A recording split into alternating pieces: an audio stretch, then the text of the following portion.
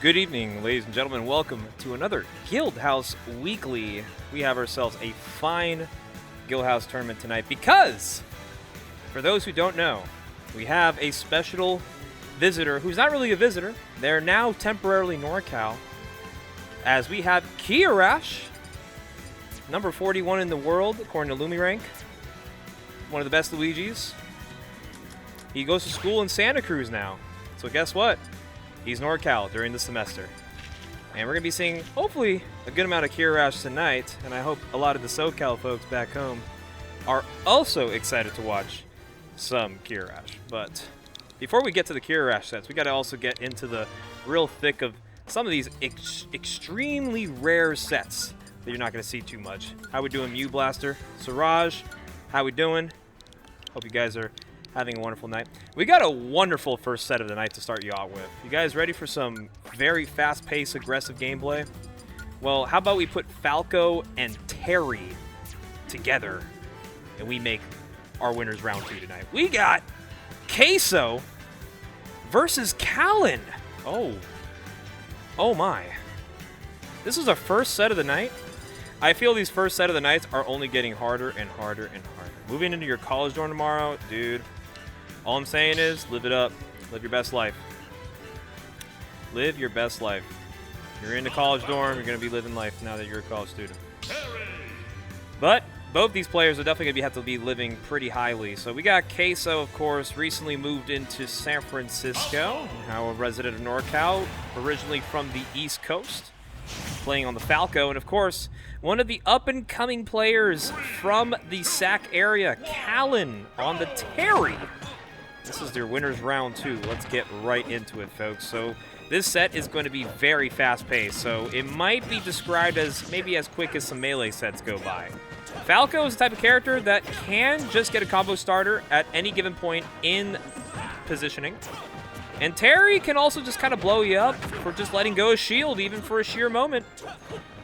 Little F-tilt into crack shoot action. You're going to be seeing a lot of early kills, and Queso goes for it. The first down air off stage, cleans it up there. Now, Queso will take a slight lead here. This is actually just a gruesome thing to deal with, especially if you're Terry, because Falco can do a thing that Terrys are not used to, and that is playing against somebody who has moves that come out just as fast as you do. If not, they become a little more, they can be a little egregious sometimes. But of course, Callan has been on the rise, been doing really well, especially in the SAC region. And he's going up against a very tall task. Queso already putting numbers on the board, getting quick 2 stocks to kick off game number 1 here. And this is it's difficult, right? Because Callan is doing everything he can right now to kind of just like get something going off the hits. And it's so difficult because Queso is not giving it to him for free. So. Yep, reads the roll there. Even got a raw fair, which is something you don't really see often. But there you go. Jab, jab, rising tackle. Finally does get the first stock for Callan. But it might be a little too late for that. Callan looking for the cheeky early stock. You kind of have to go for that, especially when you're down by this much. Okay, jab, jab, power dunk. Not truly true. Gets out of there. Good SDI from Queso. And even though with go meter on for Terry, Queso just puts it on the board there. Nice 2 stock. Little freshman 40. Is Shiny Gnar here? I saw Shiny Gnar. I think San Jose State is out here just kind of in full force. I don't think Shiny Gnar is in bracket, though, sadly to tell you. I could be wrong, though. Somebody prove me wrong, please. Shiny Gnar, for those who don't know, is a San Jose State residential turbo, and it goes turbo. And sometimes it can actually do some damage in bracket. He's a broke college student. And weren't we all? Yeah, no Shiny Gnar. Sad. Who remembers the Shiny Gnar top 8 run, that one Guildhouse, where he beat like 2 PR players? Got 5th place at a guild. Nobody knew who he was. And that's pretty much what proved that we now have to know these people. Thank you, TechnoWatch, for the random fun fact of the day. Appreciate you, man. We're going to get game number 2 going, though. Hollow Bastion is the counter pick here for Callan. That small battlefield game felt you know, it didn't really feel right. I think Falco was feeling a little right at home, especially with those platforms, just kind of being comfortable, going from left to right. I think with a solo plat here, you're kind of forced to have to put up with Terry, especially in CQC. Callan already off to a very hearty start here, looking to really get these stocks early. I think the one thing you got to look out for, especially when fighting Falcos in general, is understanding this character kind of just spawns an advantage state on you, and you kind of have to be prepared for a punish if the punish whiffs. Like right there, you see the up tilt, Queso going for an immediate option, looking to catch Callan dropping shield, and already just going right at him, getting all this damage. And already galore. Okay, like that. And at 0% too. Oh, the double side B.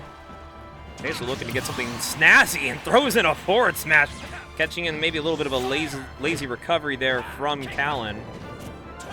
But yeah, you know, right now I think it's also a matter of Callan having to find his hits. Queso's just doing a really good job just getting in on him when he finds the hit. And even when he finds these sour hits, he still finds a follow-up, and he's just doing a really good job just keeping that mojo going.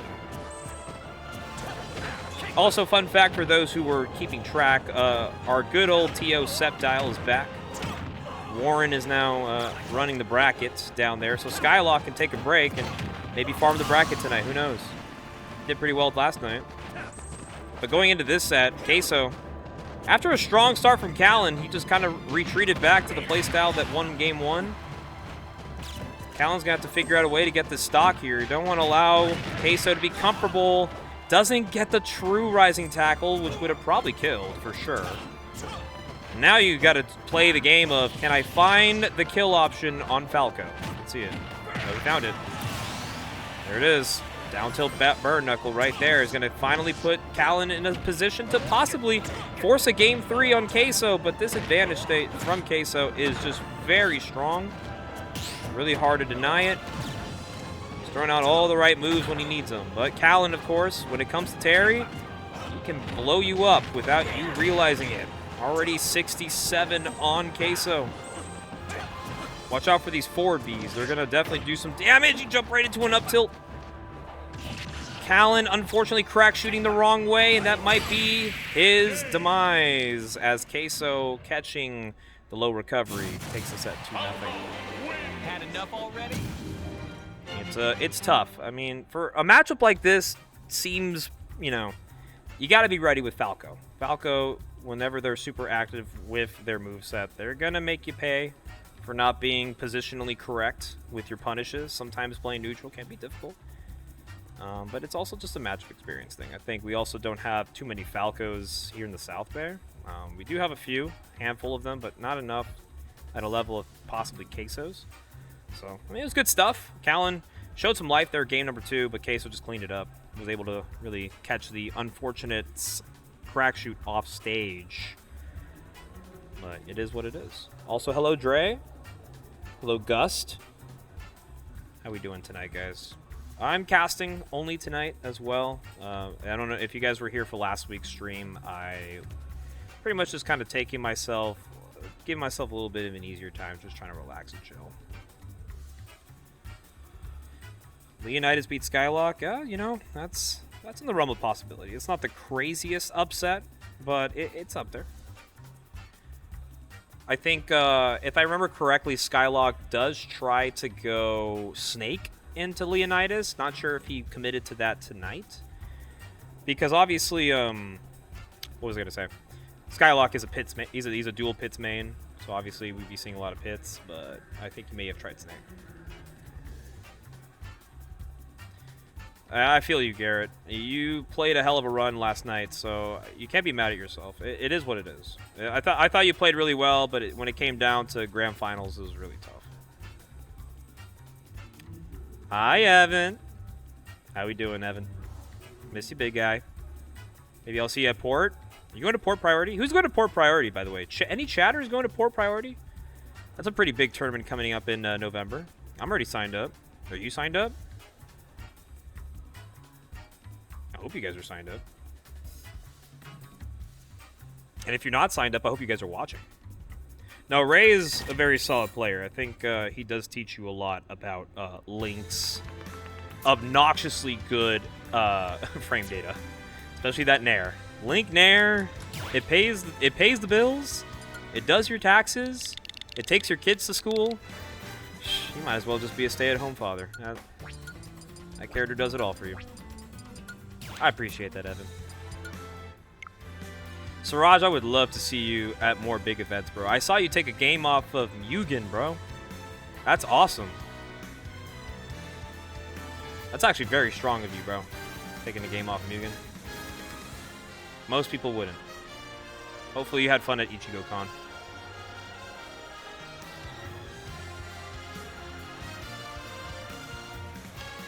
Alright, so we got our next set coming up to stream soon. I believe we do see a Luigi main not named Kiyarash.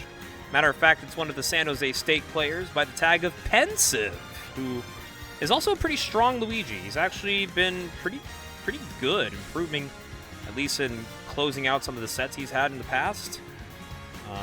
And not to mention, you know, tonight. Now that it's a new semester, he's kind of back into it, ready to go. I heard about it too, Siraj. I heard that you were hella close, and then he just cheesed the shit out of you. He just went for it, bro. Why are they putting Pensive against Lammers? Wait. That's evil. I'm out here talking good about Pensive, and he's like, oh, who's his opponent? Oh. I think they decided not to go with the Pensive Lammers set anymore, because I think they told him to get off. I think... Oh, Lammers is not here yet. Oh, we could be seeing a DQ win for Pensive. Can we get some W's in chat for Pensive? We take those, maybe. Who knows? But we're actually going to get a really fun one on stream here. So I know I'm a caster tonight, and a caster only, but we got another caster out there who has been putting on some damage, especially in NorCal, and he does it as the low-tier hero he is. And that is Sputnik GT, going up against one of the most prominent NorCal PR players in Time for Time, and that is Big Twan. Twan Sputnik, they've played before. Sputnik's taken games with DDD and with Little Mac. He is definitely the low-tier hero. So if you're a fan of low tiers, you might be a fan of Sputnik. But going up against Min Min, I don't know, man. Min Min versus any of Sputnik's characters is tough. But Sputnik has taken a game in sets before, so honestly, I wouldn't count the boy out yet. But I'm excited to see some Sputnik action. I think he just won his round 1, so he's pretty warm. I would say Sputnik's pretty warm, won't you say? Yeah, just looking through the bracket, yeah, I do see the Leonidas over Skylock, which is probably the only seeding upset. Not really going to say that's like an upset. I mean, people kind of forget Leonidas has been ranked in the past, so it's just... The boy got it. Sometimes. Alright, we are going to be seeing the Penguin. And obviously, if you play a low tier, there's no such thing as a good matchup. But I think Sputnik has become so... what's it called? Immune to the idea that he will ever get a good matchup in this region. But he makes it work. Sputnik, of course, you know, despite playing a low tier like DDD, he can make things happen. So I'm excited to see more so what Sputnik can do here. But of course, Twan, he's not a fan of fighting low tiers either. But Min Min can definitely do the job. No doubt about it. But we're going to see some Sputnik action, ladies and gentlemen.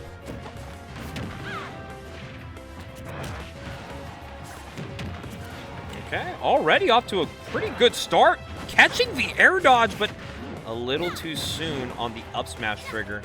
The good thing about DDD is that he has many jumps to come back to ledge. The problem is, if he uses up all his jumps before safety, it could be curtains for the Penguin. So, disadvantage is going to be pretty much Sputnik's best friend for the set because he's going to be seeing himself in that position more often than so. But he's doing a pretty good job holding Twan here center stage. He's taking the hits, but he's not allowing himself to fall to victim early. Really good recoveries, too. Okay, gets a Gordo hit. Throws Gordo on the Spitfire. That's going to do it. Right now, first stock, pretty close. Like the spot dodge right there from the bear. It's just tough for characters like the King DDD to like really do anything, right? It's a big body. He's kind of stubby. He'd be slow at times. And like hitting him once feels like it's a fever dream to get out of sometimes. You know, I'm pretty sure Sputnik's going to talk to us on stream tonight when he casts. And he's going to be like, why did Warren decide to put me on stream against Min Min? He's going to be a realist about it. He's going to be like, guys, did you really want to watch DDD Min Min?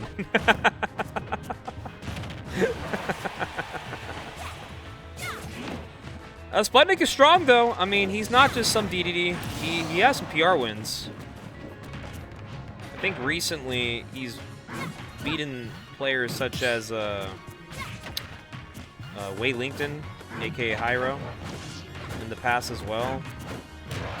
These are strong players. He's got an up smash. There is a sign of hope here for the Penguin.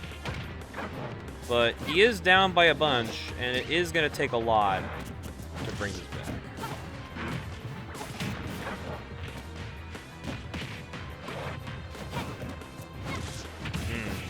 Yep, going to give you hit a couple times here. Off the Nair, Ram. Looking for the finisher, not finding it just quite yet. Brings it back. And, oh, that was a snazzy grab. Not too shabby, though, of a showing from Sputnik. I mean, this is just how this matchup feels. And Sputnik fights this matchup at least once at YouthNet, because sometimes Twan attends YouthNet, but we also have Skeletal. And, like, a lot of times, as a TO that seeds that bracket, I try my best to make Sputnik not fight the Min-Mins. But then he'll make an upset, and then, like, he kind of has to fight the Min-Mins. There was a bracket where he made 2 upsets in a row, and then he's, like, in winner's quarters. And his reward was fighting Skeletal, and he's like, you're fucking serious. He's like, are we serious, guys? I have to fight him as my reward. Well, that game 1, it is tough, though. I mean, the good thing about Sputnik, though, is that he's showing a lot of fight. This matchup is just horrid. It's putrid. I get it. But it looks like, you know, typically Sputnik would try to counteract with the Little Mac and see if anything else is different. But I just feel like if you're playing a player like Twan... Oh, hey! I'm kind of down for the custom stage. I'm down for it. Siraj, they did you dirty, bro. They did you dirty, my guy. Twan in the Skeletal. Hey, man. I heard you like Min-Min, so we gave you Min-Min in a Min-Min only bracket. No, Sputnik is you know, I'm actually a big fan of the Sputnik counter picks and songs. Waluigi Pinball, obviously, is up there. I think Clockwork is another one of his favorites. He's a big fan of some really banger songs. Sometimes people forget about Waluigi Pinball. It's such a good track. It hypes you up for no reason, too.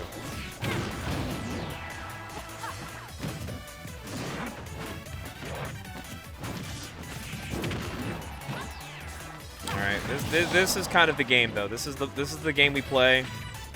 And, you know, Sputnik will say it, too. He's not going to be, like... He's not going to be telling you guys with denial that, like, oh, man, I just can't win this game. I can't win in this game. He'll be straight up. He's like, yeah, I kind of chose this war of attrition, fighting a character like Min-Min as King D to the DD. I mean, this is the best, not the best he can do, but it's definitely, you know, a player like Twan who, he's going to respect his opponent. He's not going to just, like, run you down just because you play a character like DDD. He's going to still space, play his game. He's going to keep his advantage state as strong as it should. You know, Twan does it with a stone-cold heart. And sometimes you kind of have to be that way. You got to let your region know that you're not fucking around. What does D3 even do here? Choose a different character at the character select screen, Garrett. That's exactly what DDD has to do at times. I play Puff, and I hate to admit this, guys, but my second best character is probably DDD, and I'm gonna be honest with you, I just don't think I'm taking the stock off Midnight with DDD. So I gotta commend Sputnik for even taking a stock in this matchup. It's gotta be some dog.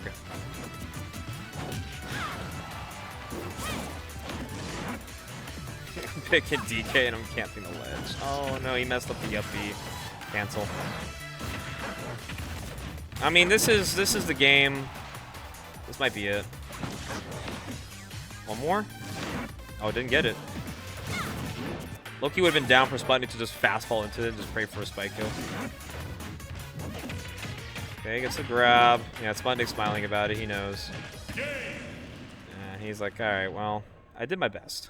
I think we all got 3 stock there. And even Twan's like, what do you want me to do, bro? I'm trying to win this tournament too. I gotta do what I gotta do, fam. Oh man, Puff is awesome. I'm glad you think that. Most people don't. There's people in my region that find Jigglypuff to be so annoying that they'd rather fight Steve. I'm not gonna out who said that, but that's a fun fact. Somebody did tell me they'd rather fight Steve than Puff. And no, they do not play Min-Min. So I'm just saying. Anyway, some updates here in bracket. I see Al Soda is waiting winners round 3 for the winner of Widara Spice. Oh, Toblerone over Steamy. That's kind of a wild round 2.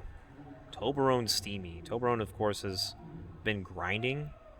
This is also Steamy's first bracket back in like maybe a month and a half or 2 months.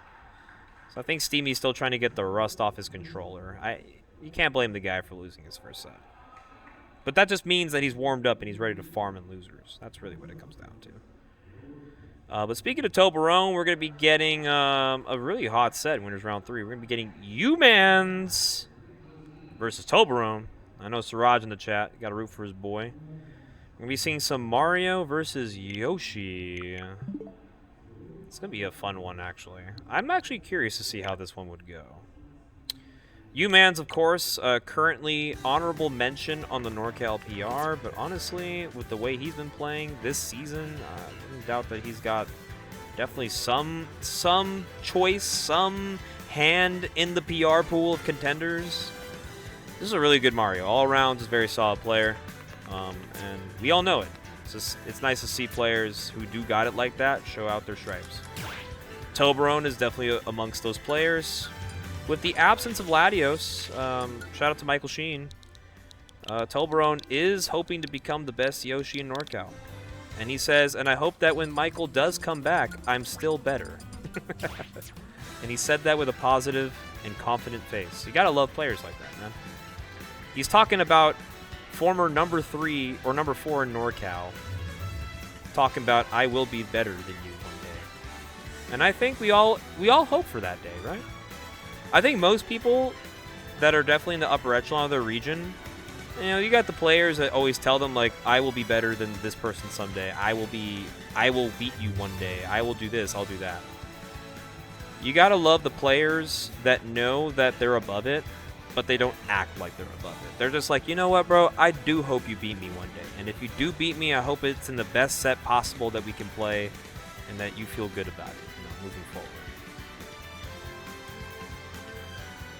All right, we got U-Mans coming up to the deck. Ooh, he got the USA shorts on, too. You know, low-key U-Mans remind me of a boxer. He always be pulling up with the hoodies. He got on the fits, too. He deadass be reminding me of like a main card fight. Coming from the right corner, from Fresno, California, playing Super Mario, we have U-Mans. And the whole crowd goes crazy.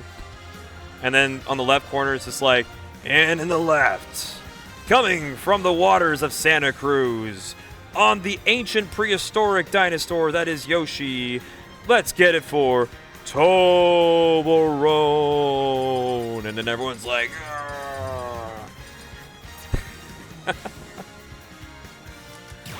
oh man, I love entertaining myself. I hope you guys are entertained by my solo commentary. I hope Sputnik gets here soon, because I do run out of gas when I solo comms. But yes, we're going to be getting U-Mans versus Toblerone. This is going to be a Mario-Yoshi matchup. These two have played in the past before. I think the last time they played was back in June, and U-Man took it 2-0. It's been 3 months. And, yeah, thank you, Dre. Actually, you and I were on the same wavelength. But, you know, never know. Toblerone just came off beating Steamy, so I think he feels kind of good going into the set. That's all you need is confidence, you know. You're going up against a pretty strong player. You feel like in the back of your mind, like, I can win this, but, like, then it comes down to, will I win this? But you don't want to think about the future tense. It's all about the present, bro. You got to think about the now. Because if you think about the future, you're kind of, like, tunnel visioning yourself to the point where you forget that, like, you got to make it happen first. You can manifest it, but, like, talking is just not going to help you out if you ain't doing it. But we got Battlefield as the first stage choice here. I mean, this is a good stage for both characters. And, of course, Toblerone not going to be subjective to the up air ladders, as Yoshi does have that double jump escape option. But eventually, you know, as the percentages rise higher and higher, it's going to be a little harder for Toblerone to escape too many of these ladder counters. So, right now, just kind of playing the nooch. It's real respect of each other right now. U-Man's looking to get a stock here. Okay, I like the double jump buffer. Doesn't find another one. Oh, okay. I like this from Toblerone. Just playing it really smoothly right now. Okay, does find an up tilt. Gets a two-piece. Okay, a little scary. I think most people, when they go very far off stage to edgeguard Mario, they kind of forget that that up B can just kind of, like, kind of surprise you. And then if you're not ready to tech the stage, well, just say goodbye to that stock. Same with this back throw is going to say goodbye to Yoshi. But U-Mans will be taking the first blood here. I mean, this has been a nice, slow, steady pace. Both players, of course, they're getting their hits, but it's Toblerone trying to take his time. You know, he's going to drop the first stock. He's not going to, you know, go into panic mode and have to force himself to play a little more physical, especially against a player like U-Mans, who is definitely going to make you pay for being any more aggressive than you should. But look at Toblerone staying underneath U-Mans, keeping the tail in the sky. Strong enough to find the stock, too. What's up, Nano Ash? Hope to see you soon out of Guildhouse. I know you've been taking a bit of a hiatus from competing. We do miss you out here. Oh, there's the ladder start. Not going to get much, though. Oh, wow. That is beautiful from U-Mans. But luckily, Toblerone can DI away from the blast zone. Doesn't want to lose a stock that early. Especially as a character like Yoshi. Dying before 100% just doesn't sound real. I think if you die before 100, that's got to be your fault. I'm not even trying to say that to be, like, derogatory. I'm not derogatory. What am I saying? Negatively connotated. I'm trying to use some SAT level words here. I know you guys are starting college, and you guys are just kind of fed up with those type of testings, but I'm not. Shit, I haven't seen that in over a decade, bro.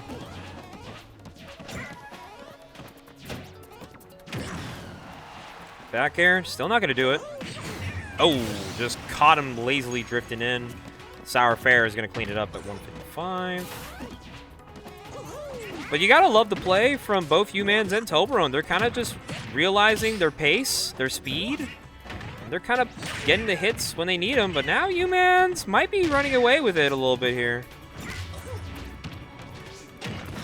Okay, good read on the roll in. Oh my goodness, that forward air was perfectly spaced.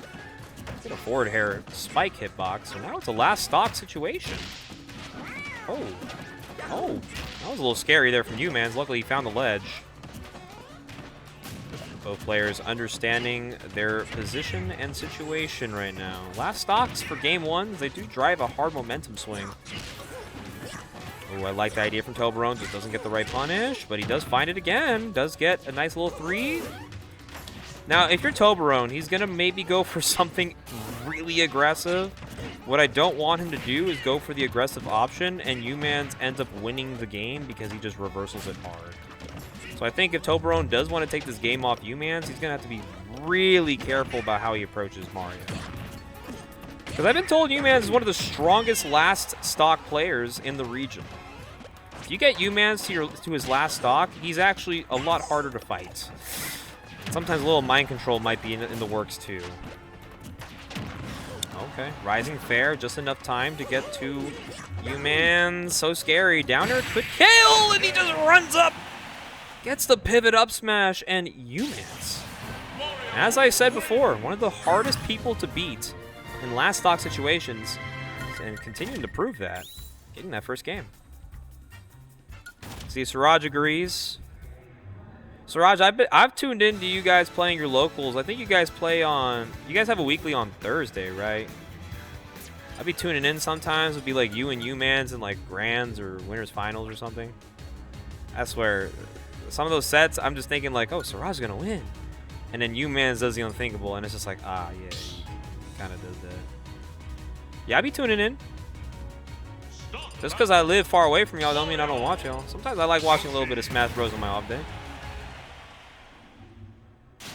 What up, Spearmint? I feel like I've met you at a garden tournament in Stockton. I don't know if we've ever talked, but I hope you're doing well. But yeah, I've been told a lot. Even a lot of the Bay players agree too. They think U-Mans is a very difficult opponent to beat in last stock. They just think U-Mans just becomes a very intelligent player in neutral, and he just knows when to go in on players. So Toblerone, of course, kind of testing that limit a little bit, but unfortunately did not get that game. But game number 2, running it back on Battlefield. Hopefully we can keep that same pace too. And I think, you know, in order to, like, for Toblerone to get it going for him, he's gonna have to, ooh, yeah, that is rough. U-Man's catching a little bit of the excitement from the double jump. It's an early stock taken. Especially getting double cape, it's the worst.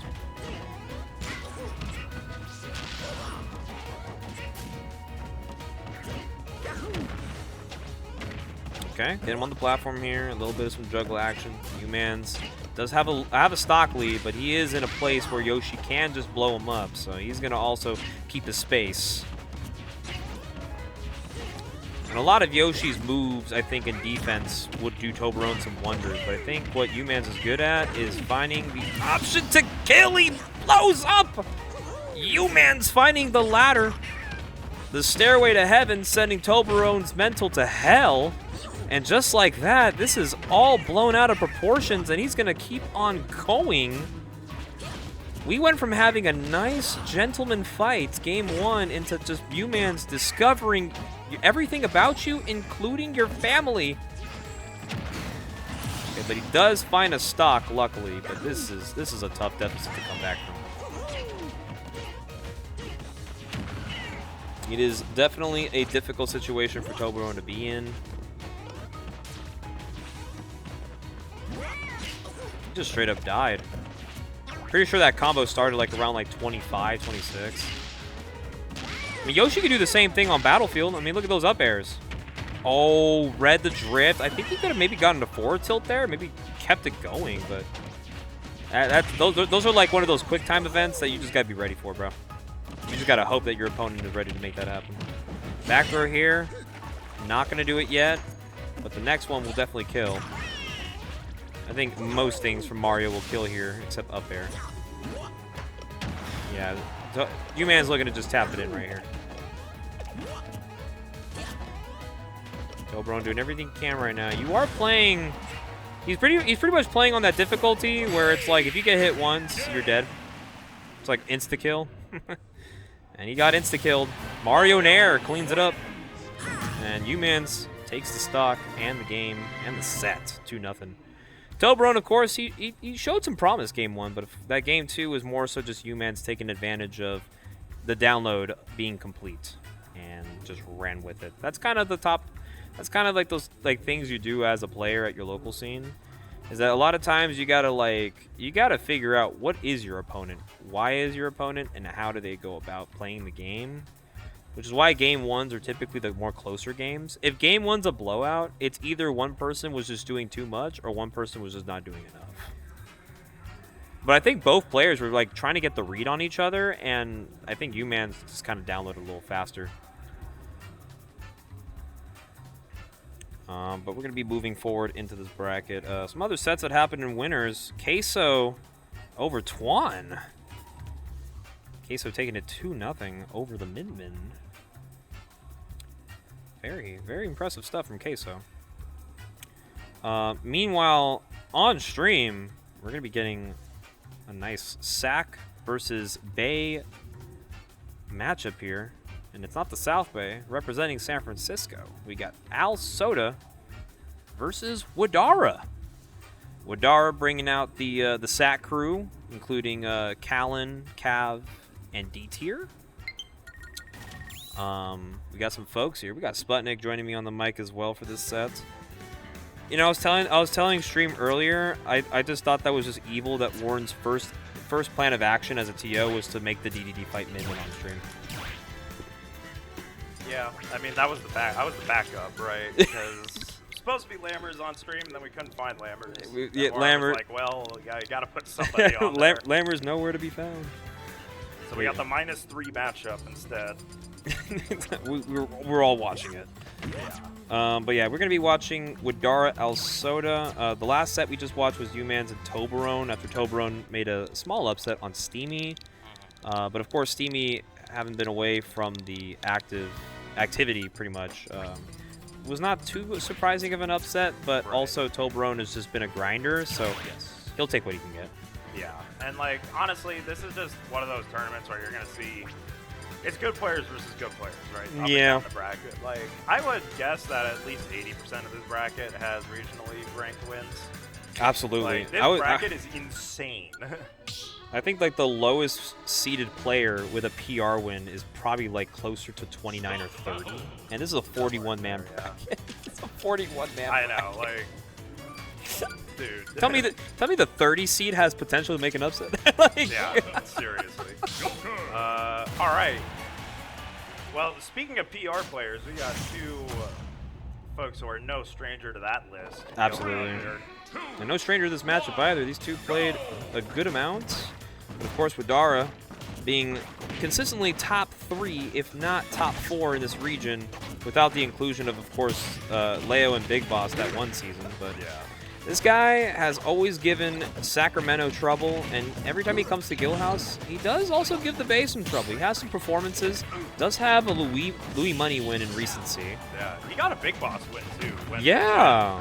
Leo and Big Boss were here, so yeah, you know, Widara, he does put up the numbers. You know, he's not just a local. He's not just a local like terrorizer. He's also ready for the out of region events, which is why he'd be going to a lot of things. All right, now he is hacking on the damage to Al Soda. Arsene was out, but we'll see how much longer it lasts for him. That is an unfortunate gun. Barely makes it back, but that's always scary when you get sent down by the gun. This move is insane, and watching good Joker players use it, you really see what that move can do and what it just puts you in so many bad situations. Yeah, and I'm also a big fan of Al Soda's game plan with the Joker. He is using gun in situations, that's going to do it. But there are most times in neutral where I feel like, you know, as much as it does seem annoying, I feel like you should be popping gun a little bit more in neutral. He's one of the lesser used gun users in, like, at least in neutral interactions. Like right now, he's kind of just looking for these aerial hits to get things going, right? He's not really trying to get any hits done or any percentage off gun. He just truly trusts his like fundamental grasp of winning an interaction. Well, and Joker, let's not forget, like, the gun is great and all, but Joker has the tools to make those work as well. Like, these are some quick aerials.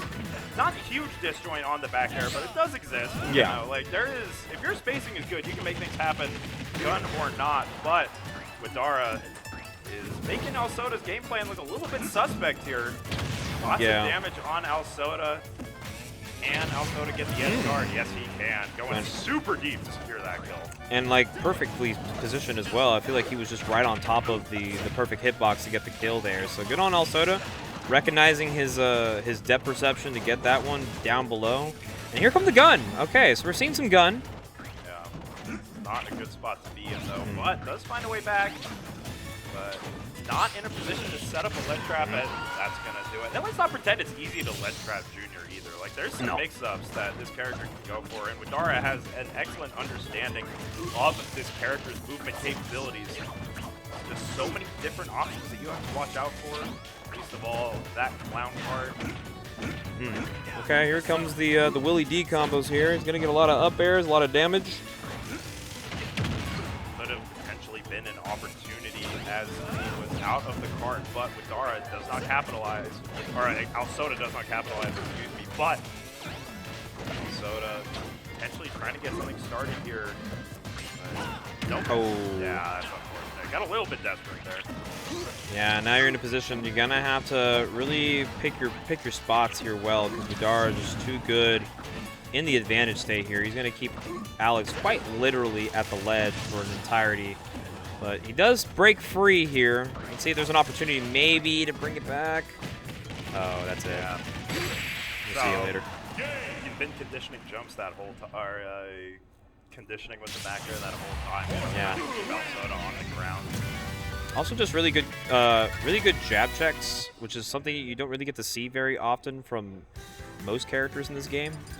And of course, rapid jab from Bowser Jr. is a kill move. So if your opponent is holding shield at ledge, Widara will just think, I might jab here, I might jab there, and if you spot dodge, consider your stock dodge. Nice. We've had enough of the Joker here, I guess, because now we got the Roy on deck. You know, like, as you mentioned that Alsoda wasn't really using the gun very much. Well, No. this is a character that is conducive to fundies in neutral, right? Yeah. Like, if you got the fundamentals, you know what you're doing on spacing with Roy, you can make some things happen. Alsoda clearly feeling that that is the play here in game 2. Yeah. Ooh, okay. I like that. Widara maybe going a little too fast off stage to maybe catch an early gimp there, but the thing with the Alsoda's Roy is that the way he plays Joker is kind of the way his Roy is going to come out, and it's more effective with this character because Roy's explosiveness is just daunting. As you can see already the rush down here on Widara. He's going to look to maybe get something going here. There's a jab check into a grab, a nice mix-up. Not what we saw in game 1. That was very, very dangerous. That low angle is so bad for Roy because there's only one angle that you can recover from at that point, right? This is not good for Widara though. Can he find the down air? No. Good mix-up on that recovery, but the EDF pill caught the roll in. And Alsoda has a lead to play with here for the first time. Yeah, and it all came down to realizing, okay, the Joker isn't really doing what I wanted to do. I think I want to play something more rush down because Widara will box. He's the type of player who realizes I could be better in terms of consistency if I don't interact with you, but Widara is Widara because he runs at you like a goddamn train, or in this case a clown cart, just chasing it down, and you're just running in turmoil. Yeah, but still down a decent bit here, and now no jump either.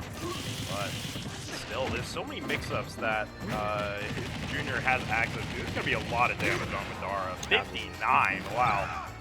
Oh, okay. Yeah, had the thing twice there. Yep, don't interact with Morton even when he's out the clown cart, because those swinging aerials he's got hits both ways, and they hit like hell.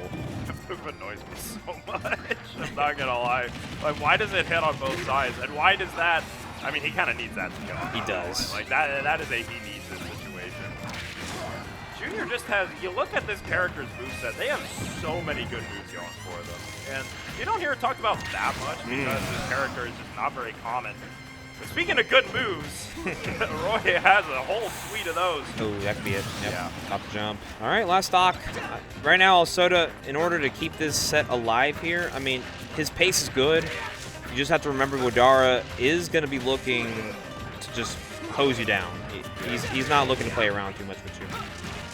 Yeah, and it's so hard to keep up with Widara in neutral because he has these kind of fake outs that he can go for with the clown cart when you're in that like the middle to long range, right?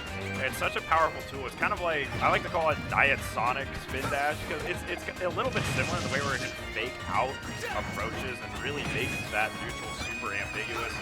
Not quite to the same extent, of course, but like kind of the same element there. When you're playing, when you're as good as Widara is, that having that tool available to you is so powerful. I was very surprised not to see that air dodge punish from Alsoda, actually giving Widara a second chance of life here. Matter of fact, might give Widara the set here if he's able to clean this one up. Yeah, this is not a good spot. Oh. Okay, that would have been crazy. I've never seen a set end like that. You know, we've seen Widara end sets in a lot of ways, but that would have been a new one That's for me. it. But we've seen him end it The tried and true. like that a lot. Rapid jabbing comes out, and Widara escapes the Roy, gets a 2-0 there.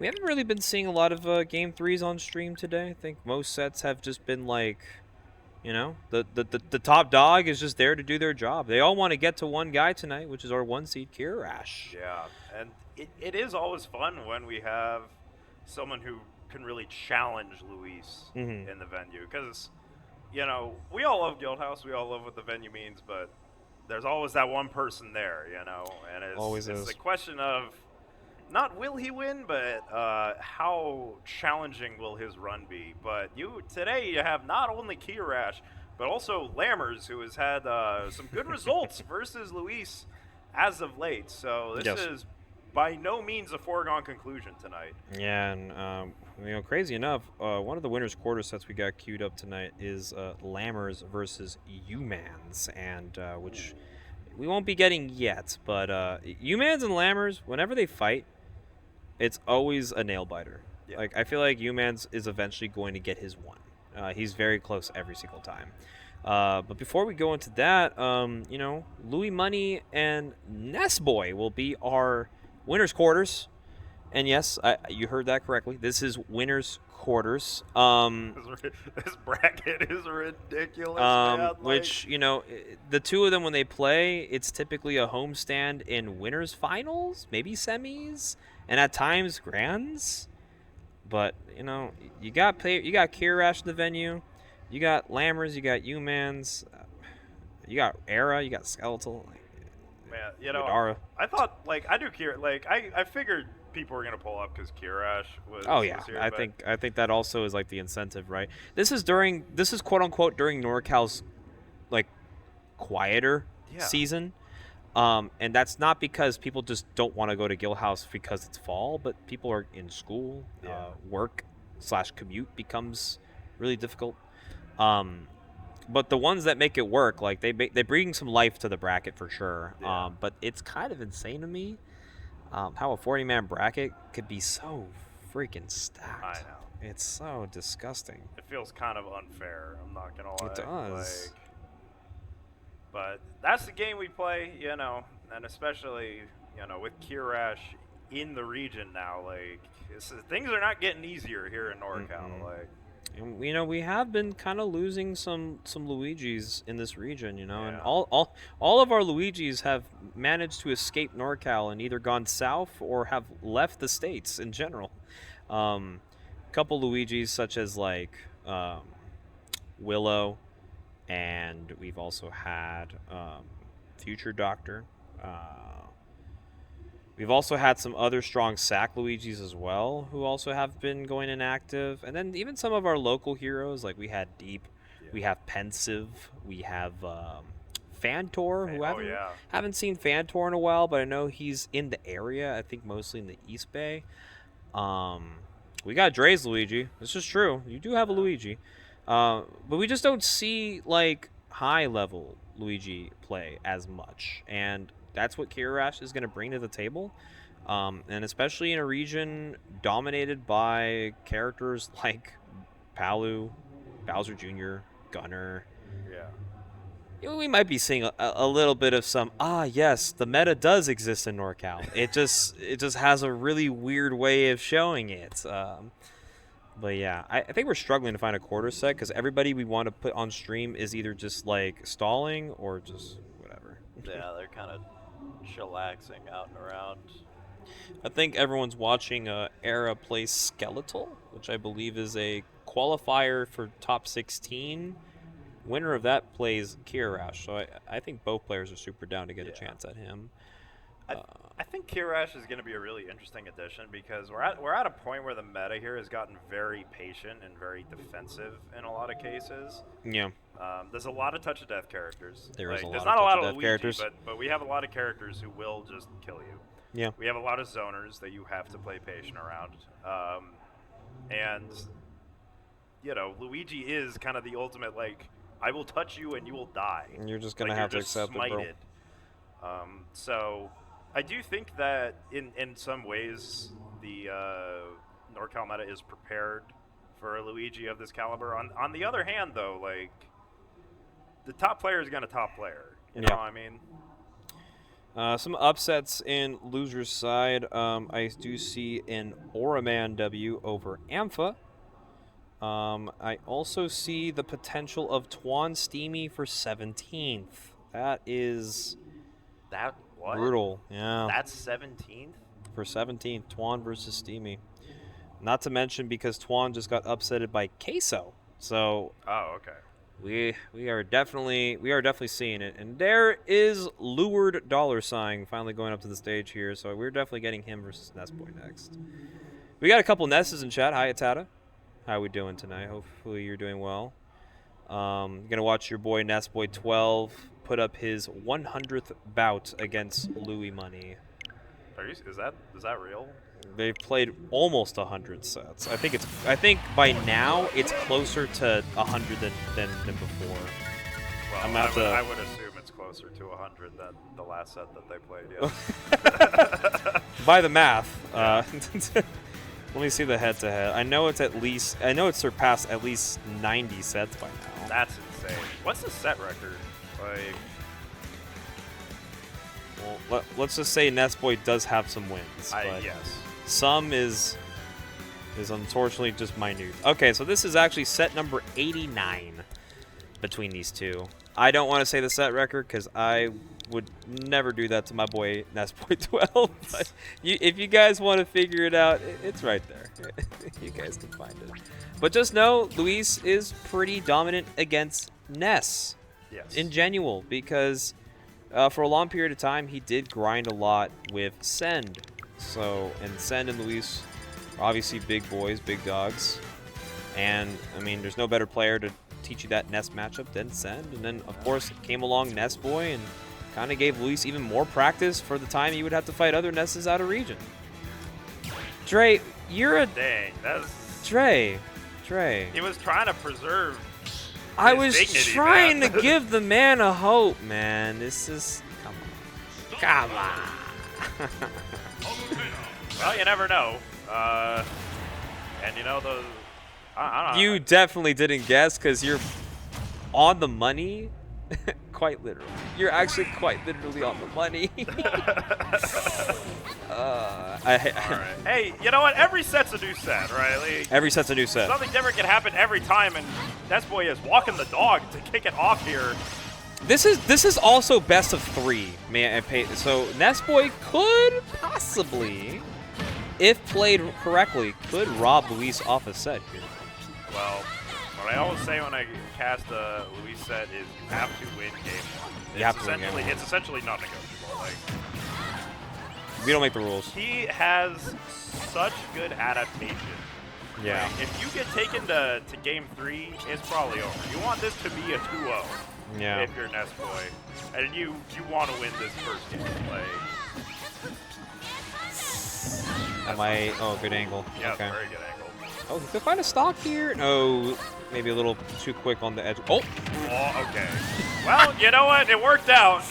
I don't think that's how either of them drew it up, but Nestboy will certainly take it as long as he can get back to stage here. I love that stall, but that is just not a place you want to be versus Luis.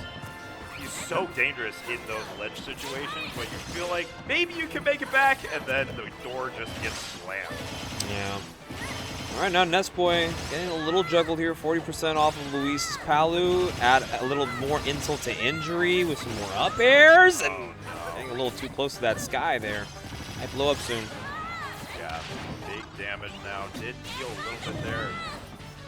Actually gonna make it back. Okay, hang on a second. Luis swinging away, and Nestboy could maybe get something out of this, but how do you ledge trap Luis? This is a question that many in the region have asked, and I don't think anyone's found a satisfactory answer to it yet. And even those who win, they ask themselves, how did that happen? Why did that happen? Oh, is that it? No. Not quite. Not with no ring. Oh, that's it. What? Just ran off and just did it. Okay. E-Flame to get the stock. Now, Nestboy trying to bring it back a little bit here. Doesn't want to fall too quickly off the game, but Luis just enjoying himself right now. It's the thrill of the ride. But Boy, we've seen him bring these back from the brink. We know what this guy can do if you even give him one opportunity. You know, we've seen a little bit less of it recently, and I don't think that's because Boy is not going for it. I think it's more just people have gotten so good at working around that back kick because they know if you get hit by it, you're essentially dead. Oh, yeah. No, 100%. And right now, Luis might be looking at potentially dropping a stock right here because Andy could be a little sneaky, especially with these like drop cancels. I don't know if back throw is going to do it. Worth a try, though. Next one certainly will, but you have to actually find that opportunity, and it is so hard to kill. Yeah, that could be it. Counter? Oh, no.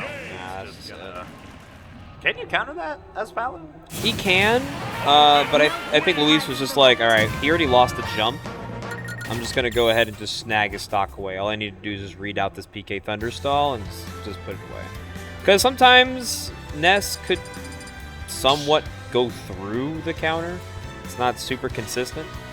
But of course, you know, wanted to be safe than sorry. Going into this game number 2. Even though Andy took the first stock, the rest was history. And Town and City could be the answer here, but only time can tell. Okay, well, he is going to sneak his way in. Maybe set up a ledge trap situation. But the thing about Town is he also gives Luis even more platforms to play with to get out of the corner. And I don't think he needed the help, but he'll certainly take it. Doesn't need it. Oh, it's a little scary though. Nice dash attack. Okay. Playing around with the platforms. You know what's crazy is that like I've been so used to watching small Battlefield PS2 game sets for so long. Dude, that Loki saved Ness Boy. I can't lie. You might get the kill here. Oh, not quite. That's not gonna do it. I'm surprised no forward smash. But he had enough. I was too. Maybe enough time to get that. But I think if he's able to take the stock here regardless, I think it's fine. Wow. Oh lord. Yeah. Oh, okay. A little bit of an overextension on Luis's part, and that Nair will do it on the strong hit, but now you have to find your way back to the stage. Ooh, very scary situation. Yeah. Is Forward going to kill? Okay, no. Alright, I like the heads up from Nessboy there. Doesn't get ledge trumped. Gonna have to come down and do something here. 5%, we'll take it. Yeah. Just take it slow, hold the center of the stage, but that meaty back air is going to come through, and wow, walking out with the up air. Interesting choice there from Luis. Even Nessboy was kind of like, you really went for that? You called out my jump that hard? Jesus, alright. Back in the jugular, Luis is going at it. A couple hits here and there, but of course, Nessboy can be sneaky. Have a jump, but again, there's that platform, right? You had another opportunity to retreat away from that yo-yo. Gives Luis another lease on life, and this is the tech. That is not where you want to be if you're Nessboy. Yeah, trying to air dodge out of there. It's just so scary when Luis is this pressure heavy too. Just making Nessboy have to think too much about where he wants to land, and that's already going to make it lose so many ways more than none.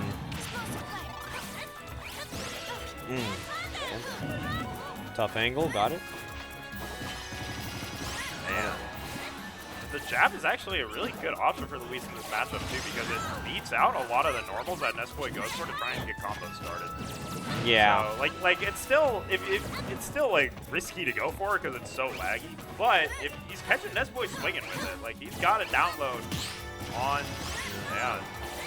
Unfortunately, that parry is not going to work out, and that's going to do the stock.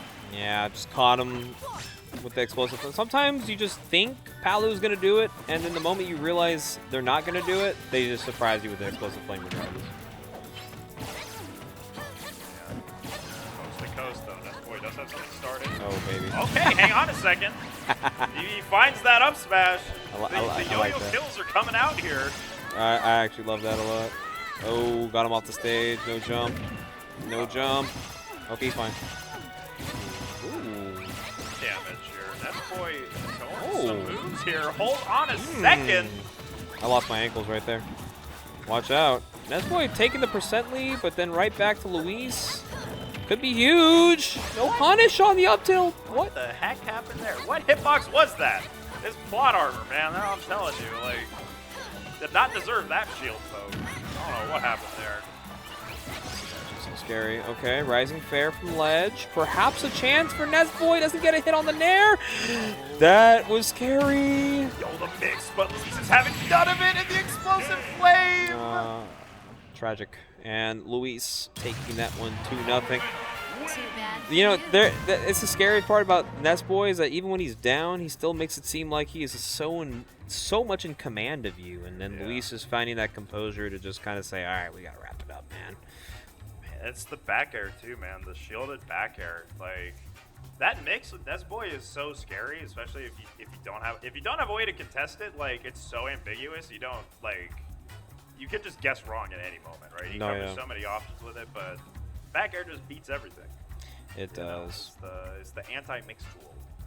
But, you know, that's what Nesboy looks forward to, is at least getting some reps against some of the strong players in his region. And if he gets to Luis, whether he gets there or if he gets to the other side, either or, they're all learning experiences. Because Luis, of course, he's switching it up, you know. And I think some really good top player advice that I received, at least on the melee end of things, but it applies to a lot of fighting games, is that you never want to come to a tournament knowing what helps you win all the time. You wanna switch it up, because if you're capable of winning one way, you're capable of winning another way, and being able to kind of make your opponents have to think more puts you in such a strong advantage to the point where it's like, I could do whatever I want and they're gonna still think I'm doing what I did last week. And it's like, that's how Luis feels when he comes to Guildhouse. Yeah, he could probably win on autopilot, but there's players like the Nesboys, the Lammers, you know, Twan even has been showing a lot of that kind of like strong adaptation game. A lot of our top PR players, they'll go to a Luis set and they're just like, I got something new for you. And then Luis literally just goes, that's cute. I already thought of 3 other new things I got for you. So, you know, get to studying. get to it. You almost get educated in the Luis set. Yeah. All right, I know some people in chat were excited for this, and I know you were excited. I was excited for this one to come out. This is officially the quote-unquote set of the night, perhaps. It's going to be Lammers versus U-Mans. Don't let the set record fool you. U-Mans be putting Lammers in way too many Game 5s, way too many last-hit scenarios. But most of the time, it's Lammers taking it. But U-Mans has shown promise that he can definitely make this work for him. And I think especially as we're pushing near the end of the season, I think if U-Mans can run away with a Lammers W on his resume, I think that might look pretty strong on his PR candidacy. Yeah, for sure. I mean, making noise at this bracket is enough to turn some heads. This final stretch. It'll cause the second earthquake in the Bay Area. Yeah. In the past week. But Lammers, of course, repping the San Jose State Spartan Esports jersey. You know it's official, baby, when you got the jersey on. Oh, yeah. And he's going up against his opponent. I was making a joke in chat earlier because I was like, yo, I love how U-Mans be pulling up like he's coming to a boxing match.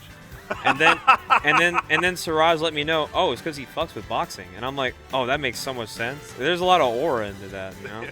He just comes into every fight physically ready, mentally ready, and in-game ready. That's how you know he's playing 4D chess. He's like, we could fight right now if it don't work out in game. That's like if you're watching WWE and someone pulls up like that, you know they're about to cut a fire-ass promo. Yeah. You know what I'm saying? Like, bro, that's a look. I'm already looking at the main card. I could just see U-Mans hitting. He's got like the fist next to his chin, like, I'm ready for this fight. Well, it's gonna be a fight to be sure. I haven't gotten the opportunity to commentate a Lammers set in a while, and I'm very excited because I love commentating Lammers sets. I find the way that I do too. I find the way that he pilots his character and how he commands advantage so interesting. Yeah. And just like, I think it's so impressive how good his fundies are with this character. Like, it's a fundies gunner. And if you've never played Lammers before, you don't get it. But if you have played Lammers before, you get it. Yeah. You know exactly what I'm saying. Luckily, as a TO, I have dodged Lammers many times at Youth Nets. So I've only played Lammers in bracket like 6 times. Like I said, I've only beaten him once. And that was way before Lammers had like that massive blow up. So I'm happy that I can at least say I got my 1, but that 1 is extremely outdated by now because Lammers, since that 1, has done much more than I ever have in brackets. So it's like, hey man, he's got it for life. I mean, I'm clutching too. I've KO punched him a couple times online. So like, take your win, man. Give me your GSP. But yes, the classic here, which is, it's starting to become a classic, even though it's not so much of a, you know, of a back and forth matchup. In game it is, but you know, like I said, set record does not tell the whole story. Crazy part about this one, it's a best of 3. Yeah. So U-Man's so much potential to just steal this one from Lammers, and I think Lammers also knows it too. He's like, fuck, U-Man's is my quarter set. Like, why couldn't they give me like a Twan? You know? I find it interesting. We took the Mario to PS2, and I understand it's a big stage. Like, you want some space to work with, but U-Man's has some moves that he can make work on this stage. You know what I mean? Like, this is Lammers is gonna have to be careful. Yeah. And already early on, the PS2 platform extensions already doing U-Man so much, but not enough. Okay. A lot of damage on Lammers, though. And I love the way that U-Man uses these platforms, because he's very creative with how he goes through his advantage state. You're not just going to see like the same standard up air, die type of thing. Like, he's got some different fancy stuff that he's going to do with. Yeah, he plays at his game. A lot of people will say that U-Man's Mario is very unique in terms of like neutral survivability and all that. He goes for options that you know Mario can go for, but you just don't see a lot of them comfortably going for them as consistently as U-Man's has shown to be. Yeah. And he's kind of just down a box with these capes, throwing Lammers all his projectiles right back to sender. It's not doing too much, but it's forcing Lammers to have to think, okay, how many projectiles do I have to throw before a projectile's just not enough? I also think the choice of the laser is really interesting from Lammers' perspective. It shows how much respect he has for the cape as the option, right? Because the other two get reflected pretty hard. It's not a fun time. And in addition to that, the little like grenade that I think Lammers prefers in a lot of matchups, your presence in neutral is significantly reduced when you choose that one. So this is kind of the middle ground. I don't want it to be reflected, but I want a presence in neutral that can keep U-Mans away from me. Yeah, this is a really good bout between these both players. We've already seen 2 minutes and 20 seconds pass, and both of them literally at their limits on their first stock here. No one is budging. Well, I mean, first to buy view, okay, that's huge for U-Mans. Like, giving Lammers a lead is the last thing that you want. You want at least something to play with here. Until Lammers brings it right back. Yeah, what up, Strudic? Yeah, big U-Mans in the building. This is actually a hot set, and it's a best of 3, so for those who are tuning in, I mean, don't be surprised if we do see the U-Mans dub, but Lammers also is a man who gloats that no unranked player hold on! has no opportunity to beat him, but what a perfectly executed ladder from U-Mans takes the second stock so swiftly and already looking strong. You don't see Lammers get combos like that too often. Now down to full stock. This is where Gunner can struggle a little bit sometimes. Coming back from this situation, U-Mans has no incentive to approach. Like, there's no reason to. Just don't do it. Don't let Lammers get back in this game, and you are going to see U-Mans hold this Pokeball like his life depends on it. And I'm loving this right here. The discipline to literally hold back and be like, you can keep throwing these projectiles, my guy. I got these extensions, and there's a lot of clips on them, too. I got guns for real. Lead now for U-Mans. Lammers is going to have to try and make something happen. He's fully capable of that. I don't care what character he plays, but it puts so much pressure on him. You don't see Lammers put into situations like this too often. Oh, no! Doesn't get the punish on the forward smash, but it's okay. U-Man's still holding on to a full stock lead here. You don't have to do anything pretty. You just got to keep Lammers thinking that these projectiles are going to work. So scary, but Lammers not out of the fight just yet. This character is heavy. Lammers is not going to give you too many opportunities to try and make something happen and seal that final stock, but that timer is going down. I don't think it's going to be a factor, but you know that UMans is keeping track of that. He wants to hold this lead. Yeah, just hold the lead, man. If Lammers is willing to throw out these projectiles, just kind of have to call out a lot of these landings. Be careful, though, because a lot of these can definitely blow up the stock so quickly. And right now, Lammers in a position to at least threaten the idea that any of these can kill. But as he pushes forward into the spin, he doesn't really get anything there, but he gets back to the ledge, and he gets clipped with a back air and a 2 stock from UMans. That's a strong start. If I'm ever seeing anything, man, UMans is looking really sharp right now. Yes, 100%. I was a little bit concerned about PS2. I'm not going to lie, and UMans showed why you shouldn't take him to that stage. And I'm actually really excited for this. Lammers just picked Town and City. I love watching UMans on Town and City because he has so many creative combo routes with the different platform layouts. Dude, yeah, I mean, the thing is, too, this is also just a very... this is actually one of Lammers' historical struggle matchups. He's gotten better, obviously, at it as time's gone by, but you can see why Mario gives Me Gunner a hard time. His character literally almost invalidates the projectiles that Gunner needs for the damage compiler. Like, look at him. He just runs up, knows that something is just not going to hit me.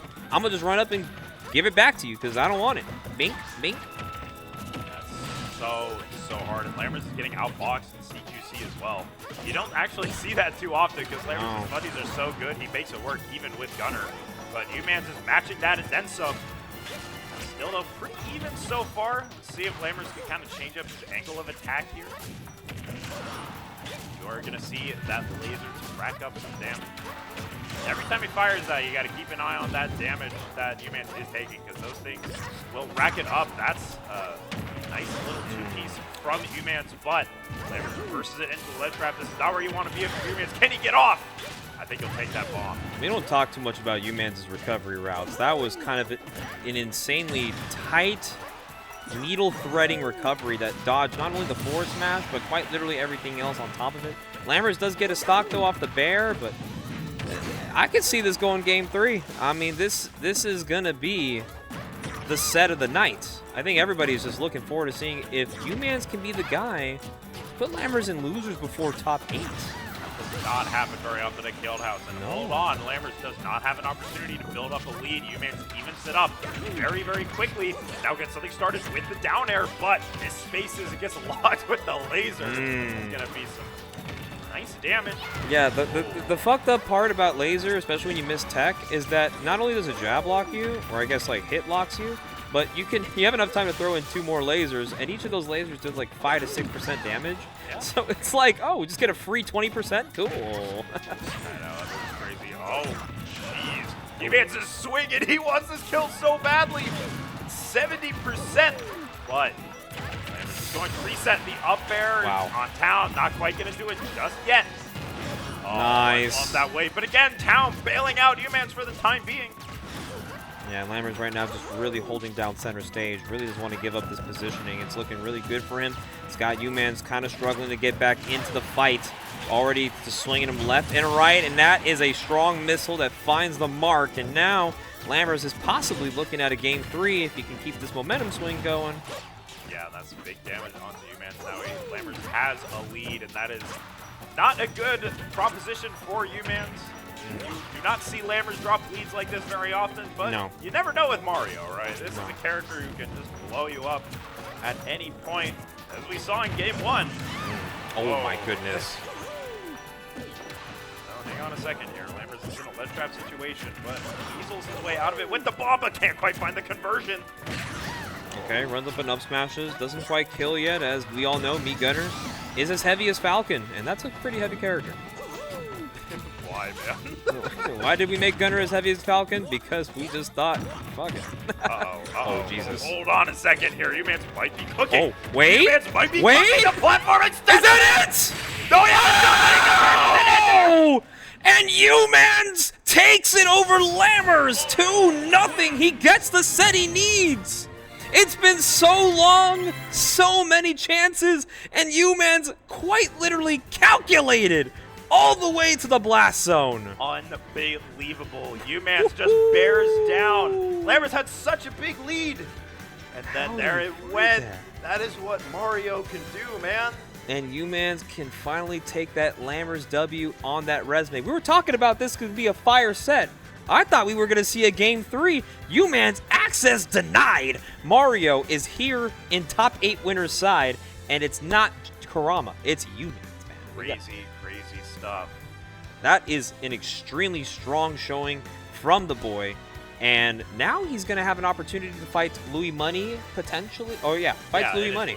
Yeah. So it will be a Louis Money UMans winners semis, but before we get into that, we all know what most of y'all came here for. Yeah. All right?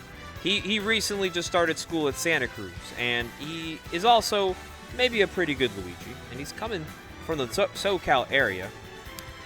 We got Kiyarash, and he's going up against NorCal's strongest soldier in Riley Gibson. Holy shit. This is a fever dream.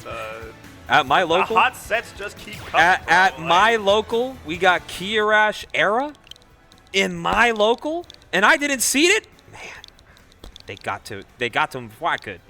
But yeah, Era recently just escaped Skeletal in a Game 3 set, which is why he's here. Kiyarash, of course, business as usual. He is the 1 seed tonight. He's the guy to beat. And I think anybody in this top 16 bracket would love a slice of that Luigi. Yeah, and I mean, we were talking about it earlier. Like, I feel like we don't have too many Luigis anymore that come out to stuff consistently. We did at one point, but and no offense to any of our Luigis because they're very good. Kiyarash is on a different level, so this is going to be quite the experience for the region at large. Yeah, absolutely. So let's see what Era can do. Very competent Steve player, as we all know. Yeah, this is going to be a big opportunity for Era to, really cash in some big ones. I know he has taken a set over Aiken in recency. But of course, the Guildhouse brackets haven't always been so kind to the Gibson. But I think a Kiyarash dub could definitely bring him back up to speed. So let's see what he can do. As we got the tall plumber against Minecraft. Here we go. All right, I am very excited for this. Don't get to cast top players not named Louis Money very often. That is about to change. Kiyarash, what can you do versus Era? Right now, we're ledge trapping Era. Very solid stuff, but just poking and prodding so far. Nothing huge as I say that. Oh, wow. Good SDI, though. And luckily for Kiyarash, too much experience fighting this character, am I right? He's been a warrior through years of grinding during the Wi-Fi era, of course. He's been fighting a lot of top-level Steve, so he knows this matchup pretty damn well. So if Era is going to want any lick of a chance, he's going to have to really play his P's and Q's correctly. Maybe not rolling it up smash. Kiyarash now has a lead to play with. Scary proposition. Interesting thing is that single block is actually very hard for Luigi to contest. You don't really have to build a whole wall in this matchup. So, I mean, as you can see, well, as I say that, Kiyarash does get around it. Not even going for the crazy Luigi stuff. We're just getting out-fundied right now. Okay, well. We'll get an up smash punish. I like that. Just get the guaranteed damage. Nothing too crazy. But yeah, Kiyarash already exploding all over Era right now. Okay. I love that angle. Doesn't quite get the punish, even on the hit stun there. But Kiyarash is safe. And you know he was looking for that grab, but Kiyarash, he's doing so well to space these back airs. Really good spacing and kind of weaving in and out of Era's threat bubble. Very scary situation, but Era still surviving. Does have Diamond on hand, but see if he's probably not going to use it here just yet. Oh, I love that fade back. That's such a good tool for Luigi. Oh, and the misfire saving Kiyarash, and he gets a Cyclone kill just to capitalize it all. Era, of course, like, why can Luigi do that? Why is he allowed to do that? He needs it, bro. Okay. Oh, that's punish. Okay, there you go. Yeah, so Era does get a stock, but oh man, he pancaked under that with the up tilt animation. You see that? He did it a little bit. Oh, lordy. Back throw.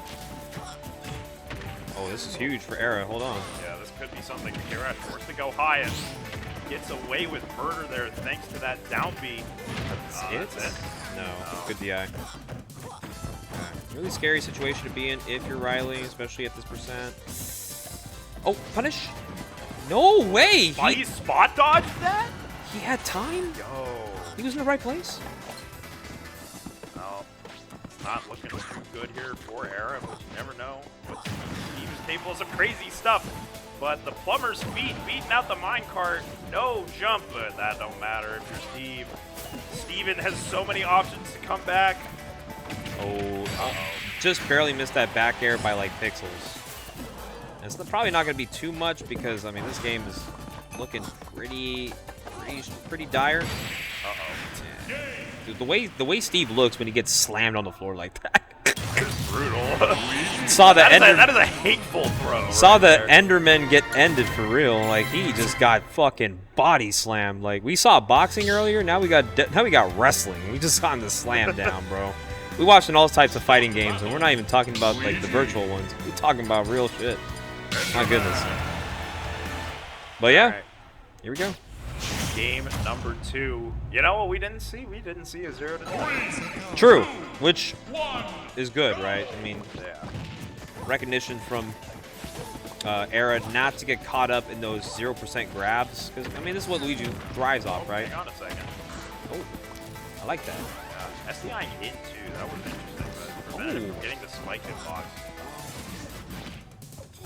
I love the way he's doing the close quarters combat too. Era doing some crazy stuff here. Hold on a second. Game 2 maybe has something cooking.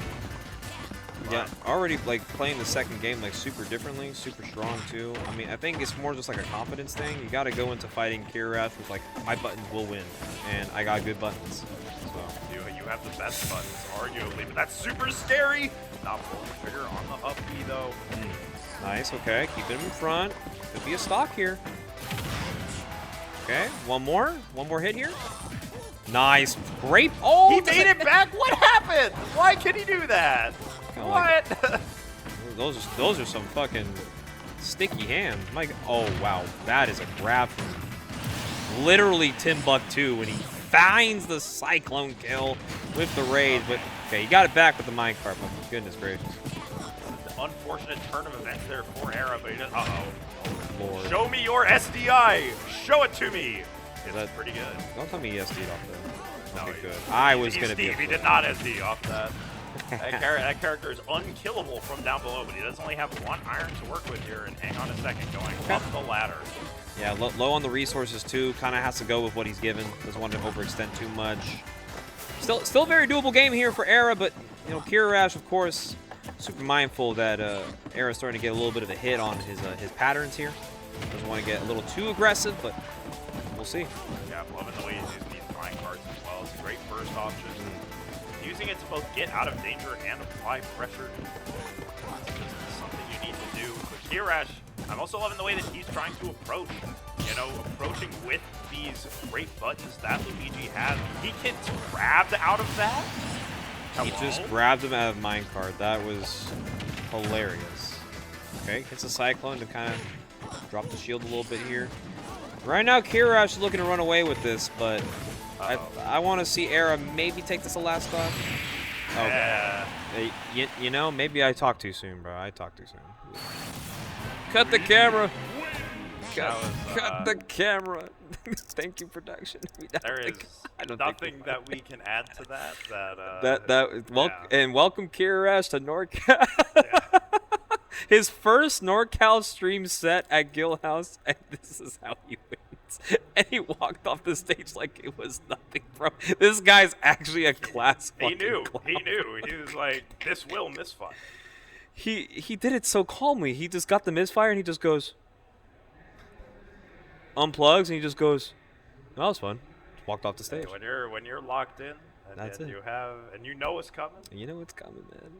I didn't want to believe it was gonna happen right then and there, but it really just fucking did. So, I guess anything is possible, ladies and gentlemen. That's all I'm gonna say. Everything's very possible here tonight. And that at least solidifies our winner's side top 8. So we're going to be getting Louis Money back onto the stream. And, of course, his opponent, Umans.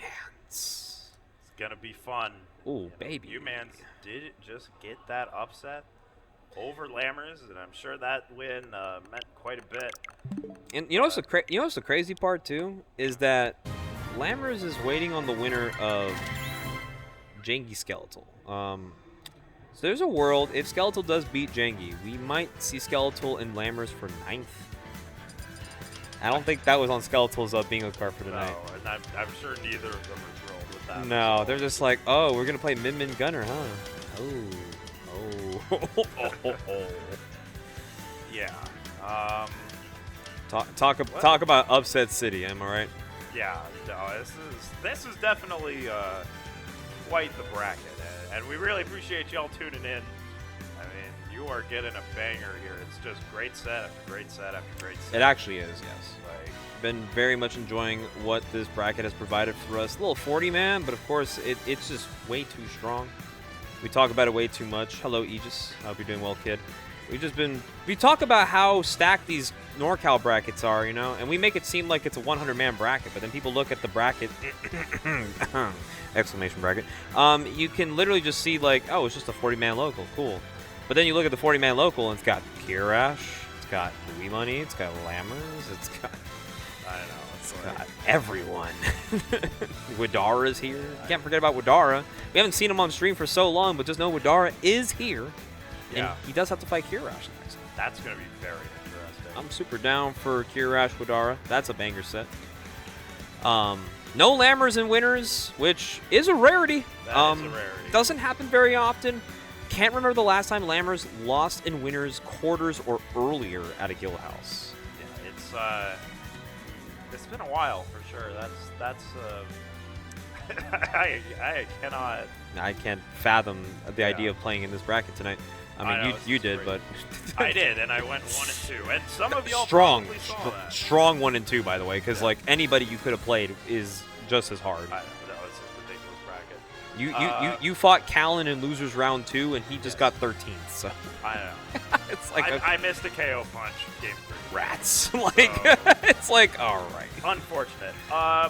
Elsewhere in bracket, Twan took down Nestboy. Oh, wow. Twan will fight the winner of Lammers versus Skeletal, which is now official. I'm sure they're both thrilled, as I said earlier. Queso versus Mudskip is a top 8 qualifier, by the way. And we all know Falco Mewtwo is unplayable for Mewtwo. I'm down if Mudskip wins that. I low-key need to see a Mudskip W on that. Yeah, No hate, but like if Mudskip wins that set, like I just got to go down there and just get on my knees and just got to go like, you are the one with the gun. Well, I hope you like Mewtwo Falco then, because if Queso wins, there's a possibility he plays Leonidas. Because the last set we are just giving there is Era versus Leonidas, and Leonidas does have Arrow. we're giving the Falco player a Mewtwo only bracket. Are we just do we hate ourselves? My goodness. What a bracket, man. This is Queso might have the golden scar, but this is assuming Leonidas can beat Era. So, which I'm gonna say right now, I don't think those two played in a while, but I do remember Leonidas snagging a W in the past. He does have an Arrow win. So, I'm not saying Leonidas is winning that for sure, but there's a possibility, man. We might be seeing a top 8 you're not used to. I don't know. There's some shit going down in losers that no man wants to be a part of. Losers is a graveyard. Like, the list of names that didn't make top 16, like Skylock? Yeah, Skylock. Who else? Stevie, Toblerone? Yogi. Yogi lost to Jangi in losers. Wow. Honda didn't make it. Oh wow, that's wild. Yeah, there's a lot of strong players that just could not make it out of top 16. It's so rough, man. But we're gonna see the Louis Money pits. This is not anything crazy new. If you guys watch Good Old versus Reborn, shout out to Youthnet. Louis Money's pit has beaten Lammers. So this is a certified real character. I think Luis has at least 30 certified real characters at this point. Yeah, I mean, let's be real. At one point I asked him, like, yo, what characters haven't you played in bracket? And he was like, I'm telling you right now, Luis's worst character in the entire game. It's actually a really interesting choice, but can you guess Luis's worst character in the roster? Little Mac. No. I'll give you a hint. Former top tier. Pichu? Yes. Okay. Luis will tell anybody that if you played a random Ditto against Luis and he got Pichu and you don't win, he just thinks you should retire. That's how bad the Pichu is. He says it brings me back to a very low world playing that character. You gotta be a different kind of dude to play Pichu. I'm not gonna lie. Yeah. Pichu's also weird, but the people that understand Pichu, like, you got it, right? Because the character can move pretty swiftly. But I get it, right? The character also just kills itself for fun, so. But this Pit, doing some damage on you, mans. I wouldn't agree this matchup would be any fun for the Mario either, because I think Pit does really, I think Pit just does a really good job, just kind of like walling out the Mario just as much as Mario walls out his opponents. Well, you know, this ledge trap is ledge trapping. Humans has kept Luis here for a while. Orbitars, though, great protection. That move is very hard for many characters to contest. Yeah.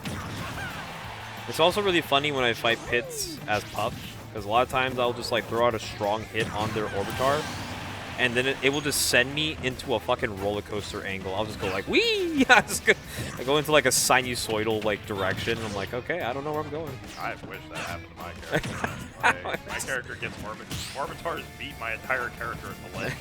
I played Skywalk yesterday. It was not fun. Anyway, speaking of Curse you, Pit. Hey, he's a lesser evil in this game, let's be honest. There is. At least if you're winning with Pit, it's like, okay, you got it, you know? Yeah. Character does have some stuff, though. Like, it has stuff. And recently, it's also been kind of developing some more, like, meta-relevant confirms. Not, like, we're starting to see Pits, like, starting to realize drag-down confirms are, like, a real thing, and I'm kind of surprised we haven't found that out earlier, but I'm glad they know now. Drag down. Yeah, there's practicality with like up tilt into drag down up air. Yes. And then you could just find like an up smash kill or a down smash kill. It's actually insane. This is also the game you play with Pit. Sometimes when you're not finding those hits, your opponents can live for quite a long amount of time. It's bad. Okay, if the drag downs aren't real, then you know what? If you hit it in bracket, you just gotta give it up. You just let it be you. Oh. Man, putting out a wall of hitboxes here, trying to keep Luis in the corner. Doing very well to keep Luis ledge traps so far, actually. We've seen some extended ledge traps. Yeah. I don't care what character Luis is playing. You don't see that very often. Yeah, and I mean, this is also just still a really good job on U-Man's part, of course. Is kind of like sticking around.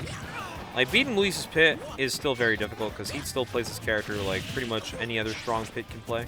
So it's like you still got to like play this matchup at a high level. Luis is really giving U-Man's his run for the money here. He's going to be really doing everything he can right now. I love that mix with the jump, baiting out whether he was going to land on the platform or not. Good DI from U-Man's though, avoiding the back air. Still sort of losing touch with Luis here. Scary stuff. Coming in hot. Not quite. Oh, baby. U-Man's just looking to just put this stock away. Rolls into a grab. Bad positioning to be in if you are U-Man's, but he gets out of there safely. And there's the up tilt up air that he can try and at least solidify some stocks. It's just not a good spot to be in if your U-Man's still cannot secure that kill. Seen a lot of stray hits from both these players. As a result, no one's dying super early. And as a result, it's a long game. We're coming up on 5 minutes. Okay, doesn't kill yet, but max rage Pit. Forward throw not going to do it either. Yeah. Not a good spot. Yak 'em. Okay, there we go. All right, well, we got down to Luis's last stock, but let's see if Humans can maybe somehow put a miracle run on this pit. It's Mario with rage, man. You never know. Like, there are things that can happen here if Humans finds that stray aerial that we know he's looking for. He's throwing him out. Yeah. And that dash attack comes out too strong. Very methodical game 1 to kick it off here. Let's see if Luis sticks with the pit. I'd imagine so. I think Luis also just enjoys playing characters not named Palutena at Guildhouse. Mostly because, like, it's not really just like he knows he can win with Palu. He just likes knowing that there's 80 other characters in this game. And some of them are just really fun to use in a bracket setting. So just, you know, he tries things out. He gets good wins with the secondaries, the pockets. So it's just like, you know, why not give it a rip? If my opponent beats it, okay, sure. Maybe I'll start, you know, putting it onto full throttle mode. But this pit could be ranked anywhere else too. So. There's also like tiers to the counter pick, right? Yeah. It's like maybe you go Rob first. If you're, I don't think you'll do that with Mario, but like in other matchups, like you got the Rob, which is very legit. Like, and then the Palu is kind of the ultimate boss fight. But a little bit of a faster game so far. Oh, hang on a second. Yeah. And that up E too, like if you don't tech it, most characters die, and even Pit, without a jump, just falls victim to that too. Even your top players miss the bumper button. Yeah. Sometimes you know, sometimes everyone gets that one. Okay, but Humans can get something going though. Yeah. With a nice early stock taken off of Luis, he might be able to maybe backpack a little bit longer, perhaps. But damage is now climbing. This is not a good spot for Humans. Great drift back though to avoid the back air. Okay. Oh, hang on. Scary. They're both DIing each other so well. Like, it's just straight hit after straight hit. Yeah. Nothing big coming out from either of them. That's why these games are just not super fast. Kind of in opposition to what we've seen previously. That could be it. Yeah. Oh, no, we have no. Wow. Okay, we text there. Good news, guys. The shield works. Good news. Uh-oh. You ever realize your controller isn't working in the middle of practice? Am I the only one? I'm sure I'm not the only one who's had that experience. I've had a situation. I've had a situation where I just got a new controller like a year ago, a year and a half ago, and I test ran it in friendlies, and I was like, oh, it's feeling pretty good. And then like halfway through my bracket run, I was like starting to realize that like my B button just does not exist, and I was like, oh, I'm just short hopping for fun. And then I died off an SD because I guess now my B button is remembered as a trigger button. I swear I did not do anything to that. I want to set last Genesis because somebody had just got their controller repaired. Oh no. And then it disconnected 3 different times. No. And I was like, get your money back. Yeah. No, I felt very bad about that one. Deep down inside, I'm like, if it was anybody else, I would take those. But because it's you, I still take those. So. Shout out your controller repair man, because they helped me beat you a little easier. Paid actor. Actually a paid actor. You know what's funny? We have a regular at the SF State tournaments, and his tag is literally paid actor. And he unironically is a bit, but he's like not a bad player. But he just plays a rotation of characters. I'm gonna just say this. He plays all the memes. Okay. He plays Sword Fighter, Gunner, and Brawler. And the way he wins is not practically what you would see in a VOD from a top player. Right. But like... Uh-oh, hang on. Oh, wait. Let me shut up real quick. This is getting a little nasty. Hold on. Opportunity arises for Humans. Can he find the stock? Can he find a way off the ledge? He does do so there, though. You gotta get yourself back into neutral. Oh my goodness! And we were just talking about how Humans, even against players like Louis Money, so difficult to kill in these last stock scenarios. But finally gets grabbed on the get up, and Luis escapes, taking a 2-0 lead. Looks so ridiculous when it kills you like that. It is the yeet. It's quite. Yeah. But yeah, paid actor is a paid actor, because if you tell him to stop doing good, unironically, he'll just stop doing good. He'll just actually like FD and be like, oh, okay, that was fun. And then he like just leaves the venue and never see him again. It's like, oh, you're not real. We have a very varied community here. All right, Dark Pit coming out here. You know, they went with like the edge skins here. I don't know what changed. Maybe the moves down there got a little bit. My father lead me into the city to see Hollow Bastion. This is what we're witnessing right now. It's still Pit, but he's just, you know, evil. Evil Pit. Can just imagine being in the voice booth, telling the voice actor, okay, man, now just sound angry. Oh. That's pretty sick edge guard there from Luis. Yeah, I like that. Just went down there and just executed that forward air, getting the stock for real, Ooh.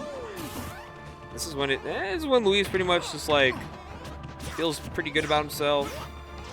I think he's just trying out both the pits. I think arguably you would think that in this matchup, a regular pit overall might just do a better job trying to like, you know, I would agree with that. Yeah. calculate some of Mario's like movement, but Dark Pit also. Oh, but he hits harder. You know, that's the argument sometimes why we choose between both.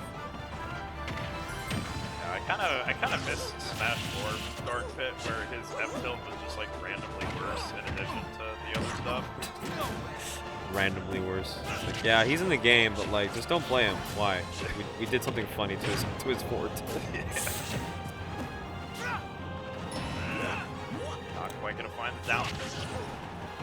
U-Man slowly kind of creeping back into this game. Let's see if Luis can maybe find a stock here. Oh, so scary. Mario slowly walks away from you.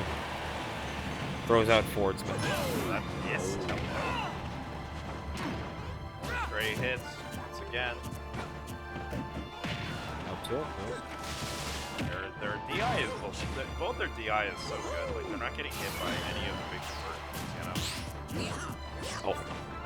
I like the idea. See if Luis might want to bite on the dash in. Not dashing in quite literally, but eventually U-Man might be able to clip an up smash. Hey, there it is. Not quite finding it.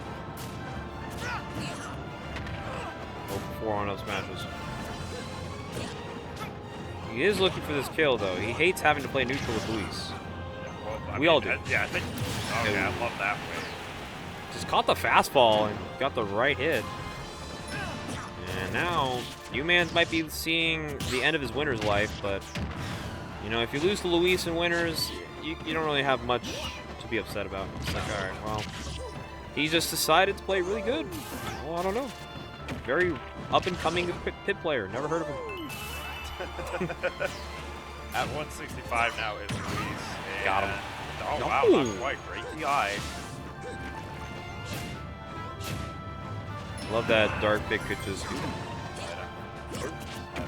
love forward throw. Well, using the hitboxes to eat the arrows as well. Forward throw is still not quite going to do it. Dark Pit, living a long time. Sneaks in. U-Man's on his last legs. Up tilt into up air, and that puts it away. Good set played from Luis, and that's a 3-0. Putting Luis into winners finals, and Kiyarash smiling because he's like, I'm gonna get to you now. But he's got to get through a strong opponent by the name of Widara. Gotta get through Widara. It's gonna be a hot set. All right, I'm gonna give you all some bracket updates real fast because we got some interesting things going on are the out upsets brewing or here. The what? upsets are brewing. So Lammers did beat Skeletal. He's now playing Twan. Okay. Queso beat Mudskip. Unfortunate. Era beat Leonidas, and then Queso 3-0'd Era. So Queso guaranteed 5th right now is going to play Loser. U-Mans. Yeah. Oh wow. Oh wow. And Lammers is currently playing Twan. I see that set happening right now. Lammers is ledge trapping. So, not quite sure what the situation is there, but it hasn't been going on for very long, so. Queso just, yeah, Queso, I mean, not super crazy to see 3-0ing Era, because if you don't know, Queso has a notable win on Syrup. I did not know that. Okay, well. So, if there's anybody that was going to do well into Steve, Queso might have been your guy, but good on Queso. That's a very strong run from him, because I think he's only lost to Widara, and that was in a game 3. So there was a world where we could see Queso here. And Kiyarash doing the classic. He does this at every tournament, by the way. And he looks around hoping that somebody caught it. I caught it. I don't know who picked the song, by the way, but this song. This is Kiyarash's choice. This is peak. Yeah. This is peak. This is actually, you know, it's funny. I know it's a Kiyarash choice because I've heard this fucking song when he plays the set at like 7 different local/major scenarios. So this, he's down. He's got good music taste. He's That's got all I'm taste. saying. He likes it. He fucks with the Tetris song. All right, here we go. Kiyarash versus Widara, highly anticipated set, and I'm very interested to see how Widara is going to tackle neutral in this game. Yeah. Oh yeah. Well, you can't be rushing in like that too much versus this character, but Widara does have a lot of movement mix-ups at his disposal. Yeah, this is going to be a tough task for Widara. I mean, he did recently take a set against Luigi in... Oh, wow. That is just Cyclone robbery. Did not think that was going to kill. Yeah, Neither did you. Yeah, I wish that sometimes. Wow, yeah. Okay, let's let the game do its talking then.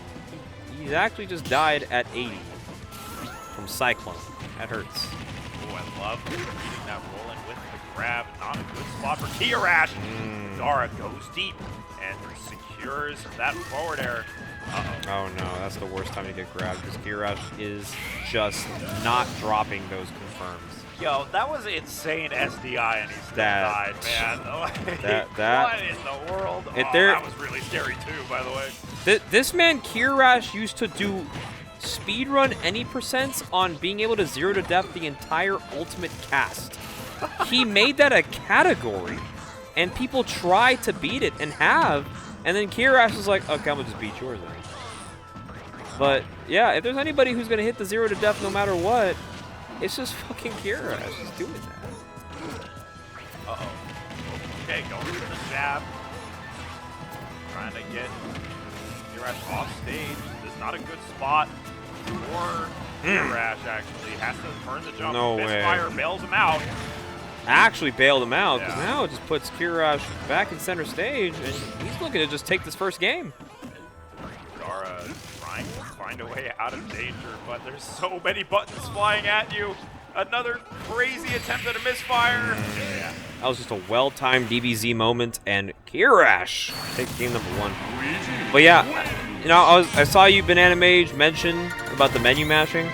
I promise you, bro, like, we see it at every tournament. I know Kiyarash is on stream, because from across the venue, I just hear Luigi. That's all I hear across the venue, bro. And I'm like, oh, that must be Kiyarash on stream. Right, he's practicing his mashing, bro. True, he's working on it, bro. Oh, Lord. All right, well, game number 2. Obviously, a lot of shenanigans occurred, but not going to halter Widara just quite yet. He's going to get Kiyarash off stage immediately, and then, you know what, down B is the bailout button. It is. For Luigi. That move does so many things. This character just has so many buttons that are just that good, you know? Like, there's just so many different ways Luigi can kill you. There's so many different ways, and, oh, wow, I am very surprised. Oh, my. I'm a little surprised Widara preemptively just went for an aerial, knowing that he had a lot more time to maybe get a stronger punish. Well, this is not a good spot for Kiyarash, though, and Widara will secure that edge guard. And that's it. No! Okay. DI'd it. DI'd it well. Clown cart, maybe bailing him out a little bit. Making a little less damage than he otherwise would have, but it's not going to save you there. Kiyarash evens the score, and it's Feels like it's advantage Kiyarash right now, and this is why. Oh, okay, he drops it actually. Didn't quite get the timing that he needed. So Widara getting away with it there. Might not matter if Kiyarash keeps up these combo strings, however. Oh, yeah.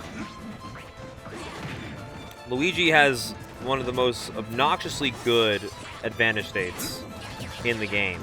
Getting hit by this character once, no matter where, what, and how, you're just going to take over 60, 70 damage at times.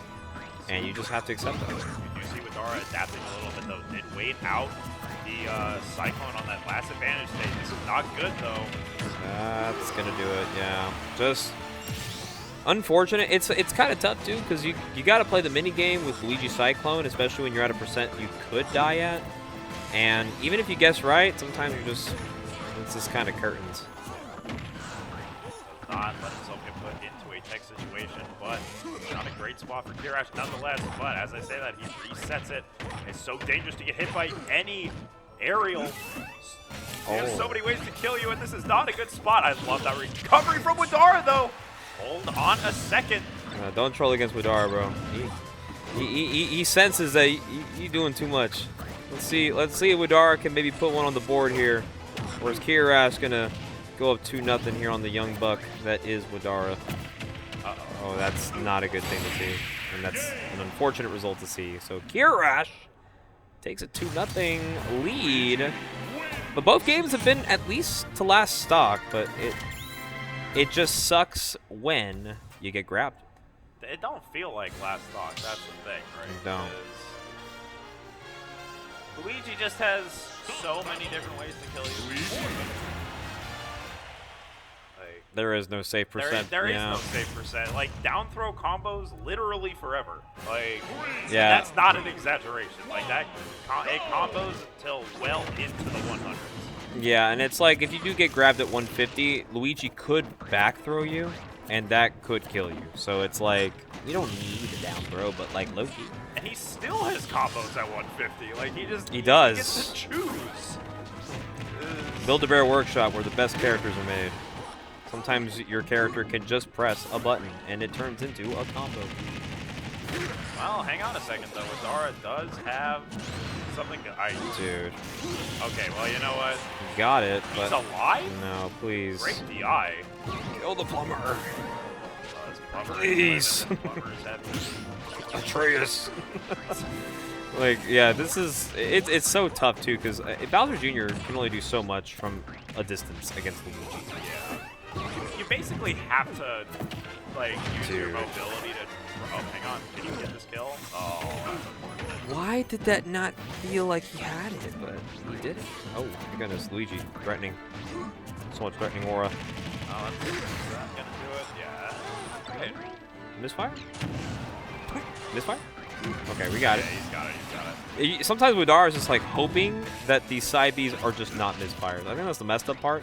Is that once your opponent realizes that you're just getting misfires at times you shouldn't be, then it becomes annoying. It's like, okay, I gotta figure this out. Somebody's gotta figure out this Luigi. I mean, if it's not Widara, Luis is waiting in Winter's Finals for somebody, so. I love Icon making a comprehensive list of all of Luigi's combo starters in chat there. It's just like, how do you play neutral versus this character? Like Widara is mainly hoping that Kiyarash overextends, right? Because it's so dangerous to try and take the initiative yourself. And players at Kiyarash's caliber aren't going to overextend very often. Oh, well, we might take those, ladies and gentlemen, and all it takes is for Widara to have a lead. But it also takes Luigi to maybe get a grab here. Oh my god, he was looking for a 0-to-death combo off the clown cart. There's a reason why this guy is number 41 in the world. He just finds things like that. He's still alive, though, but can you get off the ledge? This is not a good spot to be if you are Widara. What in the actual... Okay, he didn't get the stock. Nice. Okay, I like the Nair, because I think another up air would have caused Cyclone to come out first. Speaking of Cyclone, it kind of fails Kiyarash out of that bad situation. This is not looking particularly good for Widara. I know he has the lead, but it feels very tenuous. Can you get off the ledge here? I also love how when Kiyarash isn't quite sure what to do with the ledge, he just throws out some of these lesser moves that you see, but they're still very fast, right? Because it's Luigi. He's got fast moves. Yeah. So there's always something ready to continue that ledge trap. Oh, that's it. And Widara puts one on the board, so the Kiyarash SD kind of helped boost them up a little bit there. So we got some damage. We got a game. We finally got the first person to take a game off Kiyarash in NorCal, and who would have thought Widara was the guy to do it? Yeah. In this matchup, by the way. Not super surprised. Widara looks like he's there you go. He got a hydrate, man. Shout out Cav, just having the flask ready. He said, need a hydration? I need the water. That water, man. Everybody needs a water boy. And see Cav right back into the redemption ladder, farming those poor children. He's like, hey, you ever seen Cloud Strike? You see what Cloud Strike can do to your character? I can do so much. Here we go. Game number 4. Are we running it back to Battlefield, or do we have to change the scenery? I think we're on PS2 now. Yeah, we are. Oh, PS2. Do you think this benefits Kiyarash? A little bit. So much space. Don't have as many platforms to work with. Yeah, the bigger stage is also annoying because Luigi can definitely become that character where he's just like, all right, well, I have the lead, so I don't really have to come. Very scary situation with that punch going down, but man, that is just not a combo against Luigi. Yeah. Every time. He just finds that. Does it again? Yeah, just does, man. He That's just the move does. that's making him money. Yeah, the fact that he had enough time to like actually get the up B to kill is actually just egregious. Yeah, But this is why it's exciting to watch Kiyarash, at least at NorCal, because it's like, oh man, what it's like to watch a Luigi abuse the shit out of their character, man. yeah. Jeez. Well, damage is climbing on Kiyarash, but as I say that is he up airs into the back air, the tried and true. That's it. Unfortunate. I hate that that's a thing. Yeah, Zaire clipping Morton, not strong enough to get a clown cart reset. You're just dead. It's the same way Jigglypuff just prays that we get a tip of the down air to hit Morton all the way back. Oh, that's unfortunate. That's Okay. tough. All right. Widara, you just don't get touched, and you have a chance. And you know what? I know that sounds funny, but there is an opportunity here for Widara. If he plays out of his mind, he can make something happen here. We have seen Widara play neutral so well. Yeah, this man Kiyarash is on a mission, and he JV3s Widara to take it 3-1.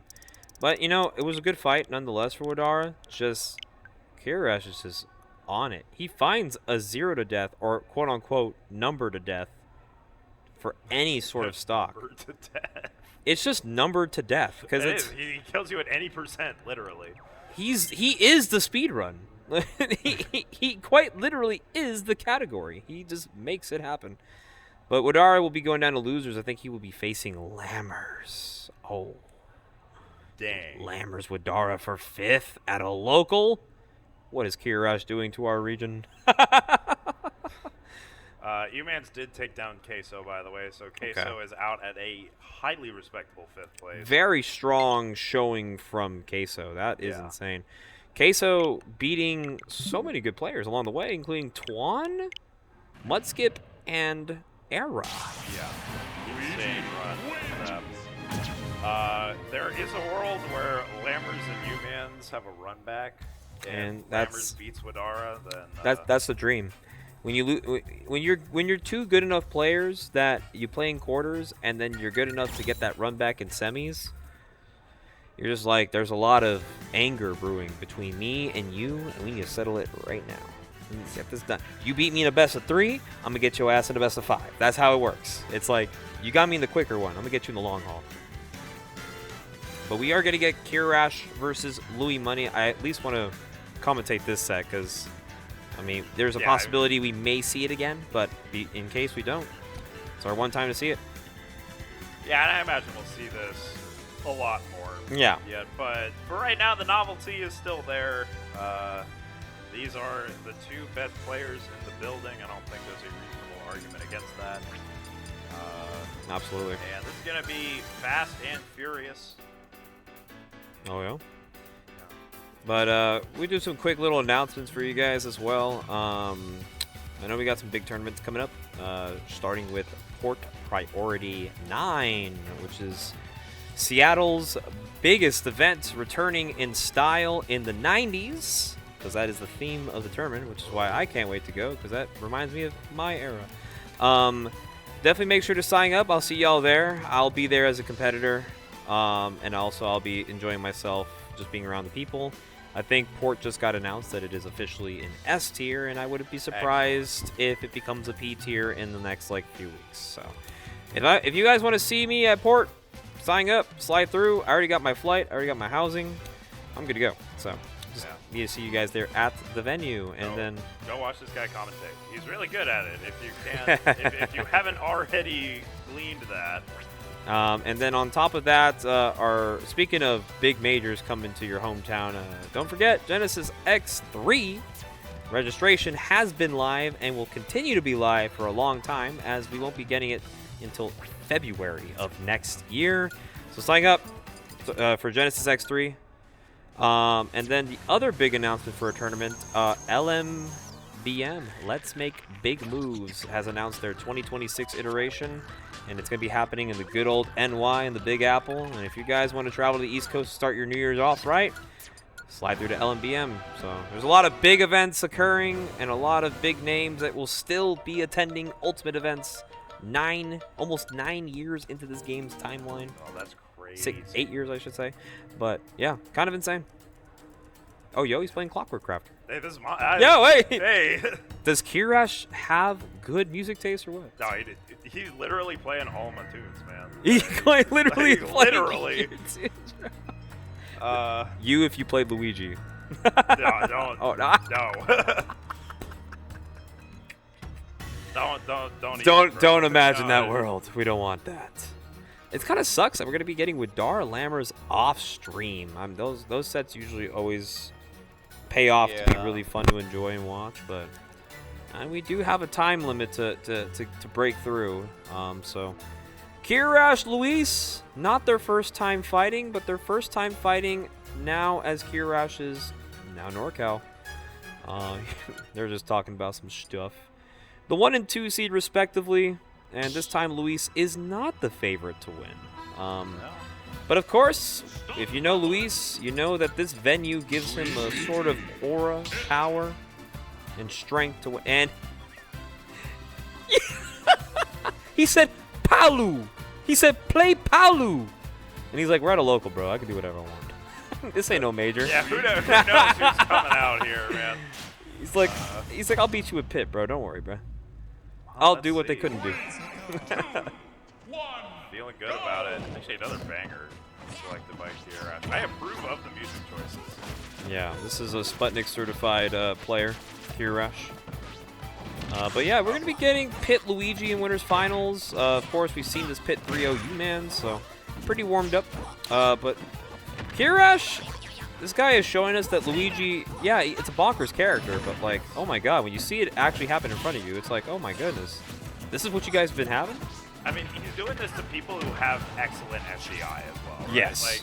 Like you'll see people like, you know, like a couple rounds of your local get 0 to death, and you're like, and you can put your glasses up your nose and be like, well, they weren't SDIing that correctly.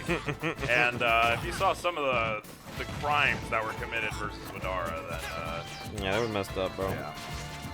That was with picture perfect SDI. And speaking of picture perfect SDI, it's not going to be particularly easy to make that happen versus Luis. He's going super deep for that edge guard. That's what you got to do versus Luis.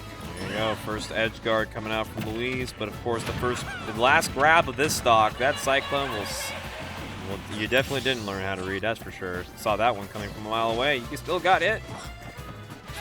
We're on 2 stocks apiece. Why is Kiyarash in NorCal? Well, he lives here now.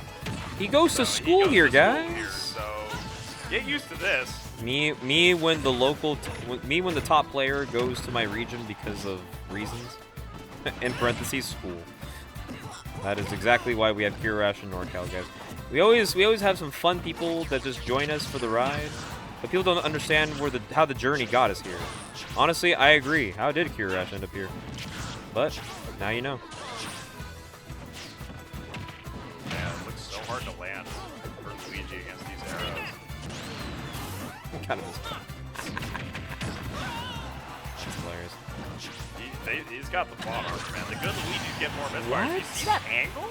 Wait, that was really smart, actually. That downward angle actually just ate through the Orbitar, I guess.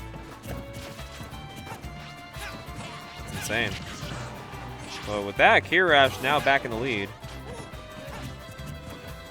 Well, let's see how long he can hold it for, but it feels like he's up almost full stock at this point, you know? Like, that's just the way it is. Okay, going super deep. Enough. You know, it's even, but it's also not. Oh lord. It's super scary still for Luis, but I love the way he's using the multi-jumps to kind of stay out of Kiyarash's main threat bubble. Maybe that's part of the logic to the pit, you know? Like, I'm sure there's also part of it's just Luis is having a good time. But There's really good spacing here from Luis to just kind of like get his hits in, avoiding Kiyarash attempting to break free from the ledge. And this is kind of why the pit kit also comes out. You know, it's a character that Luis can play, but it's also doing really well in terms of like kind of ranging Luigi, staying away from a lot of these combo starters that he's trying to like get going. That is actually a gnarly misfire to get. Yeah, that's really good. Not looking amazing for Kiyarash, though. Kind of pinned at the ledge here, no jump. Yeah, this is really bad. He needs a misfire. That's. Hey, hey, hey! Oh my god, he ran Oh, right into my lovely arms he goes. That was actually super smart from Luis, because he put himself there to be able to arrow again if he didn't misfire. Then he did misfire, and he was ready to cover it. That was really good. It was a hot misfire input. Well, Kiyarash now realizing, oh, you can lose games. And this is the other Kiyarash counterpick song that he likes to play. There's also a banger. If you're a big fan of Super Mario Bros. 2, we all know that the Overworld song is a banger. And there's former TO Skylock acting like a TO, but with some bias. So maybe he's not a TO after all. I thought you were supposed to be neutral about all your players. Not when we take off. Not when we punch out of work. I grab a cold one because I'm done with you guys. Oh, he's done. What is happening here, bro? What is happening here? Offstage spaghetti. Luis, early lead here in game 2. That is what we call boxing in the air. Yes. A lot happened, but unfortunately, Luigi will... Oh, okay. Would have been funnier if he just died there, but forgot Luigi does have a jump. Uh-oh. Moving and grooving, but Luis sneaks in with that nair. Okay. Not finding misfires here. Rising air. Okay. Doesn't catch the jump yet, but this next one will get caught by an up air. Another up air. Another up air. What's next? An up air? Up air into... Up air again. Yeah, this is just the juggle to end all juggles. All right. Gonna seal the stock. I think this is why Kiyarash specifically was upset that Luis is playing Pit. Like, you're playing the character that actually does well into me. Fuck you. Oh, we missed it. That's unfortunate. And yeah, Luis is definitely racking in so many hits. This is actually looking dire. Yeah, it is. I did not expect this from the pit, but clearly Luis saw something. Man, just doing so well to avoid these grabs as well. Has Kiyarash gotten one grab this game? I think he's probably gotten one, but not any that was like eventful, because Luis is still holding on to that first stock. And boy, is this spacing exceptional. We could be seeing a 3 stock on Kiyarash. Just kidding. The gods didn't want that. My bad. Oh. Man, such a good mix though. Oh, that's such good coverage. What do you do there? Is it over? Yes. Yeah. He just went for it, too. JB3. Same thing. I believe for production, it should be 2-0 Luis. Yes. So Luis is now a 2-0 Luis. Oh, we're on town. But that was easy. Zachary Senior. This is true. So then, what does he become if he wins Game 3? Then that's Tata. He evolves into the strongest pit main known to man, Skylock. Hey. It's game over for you. Shut the hell up. No, Pit sounds like a certain person I know in this region that I'm just like, man, if you don't shut the... Oh, okay. Anyways, back to this game 3, Yeah. Town and City. We do have this Luigi looking for blood. We tap Town and City, which is like FD if you took the platforms away. So things can happen. Yeah, you never know. Kiyarash could still log in. Just raw F smash there, hacking on some damage. Oh, Bink. Oh, I thought that was it. Yeah, well, he missed that a couple of times in the previous game, so maybe just feeling like you want to go for the guaranteed damage, keep the advantage take going. I totally get it. Like, Luigi has that ledge trap too, you know, so. Yeah, and right now Kiyarash is like doing a really good job just kind of like utilizing these platforms in his way to escape some of Luis's shenanigans. So it's really good job. And then when he's ready to hit him, he's hitting him. That's for sure. Oh, caught the dash in. Oh, goodness. You see the weight on that extension as well, so we can get that. Oh, he got caught by that? Hello? If that would have killed, that actually would have just been something criminal. Something to note. Wave dash in from Kiyarash, looking much more comfortable here in this game 3.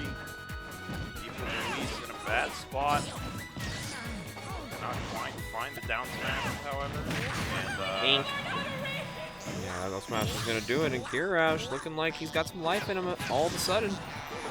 He ready to take us to game 4, but we could be seeing pit edge guards. And those edge guards are pretty lethal on Luigi, especially when resource source stripped. yeah, the thing is you have to take initiative here because you're down a whole stock. That's so scary versus Luigi. We know what Kiyarash wants. You see what he's pressing. It's the Z button. Okay, hang on a Oh second. my god, and oh my god, and Oh. some oh my god!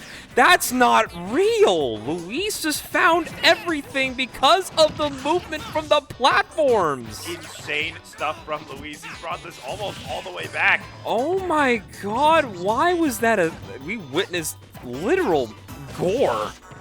Like, that is insanity! That was wild. That was not at all how I thought Luis was going to get that kill, but he just kept coming. The platforms were in his favor. Dude, if Luis ends up winning the set because of that stock, I'm in shock. And I don't think Kiyarash wants to go out like that. Well, he hasn't gone out like that just yet. This is even, and all he needs is one grab potentially. Don't think he's quite at the percent to get a kill.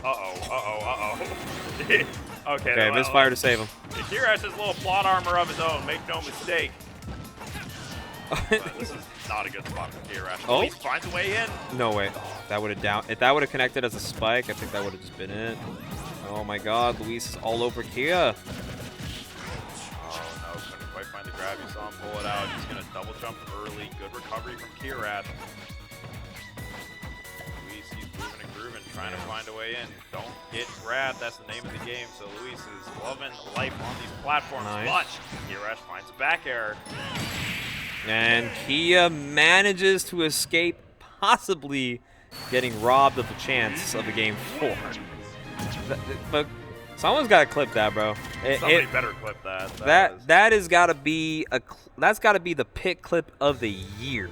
Like, I don't think I've ever seen anything as insanely messed up as Town and City platforms benefiting pits in a way that it did. Lordy, lordy, lord.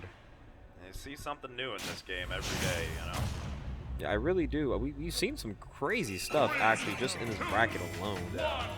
But that pit combo, yeah, that's gonna be one to talk about at least for the week. Yeah, for sure.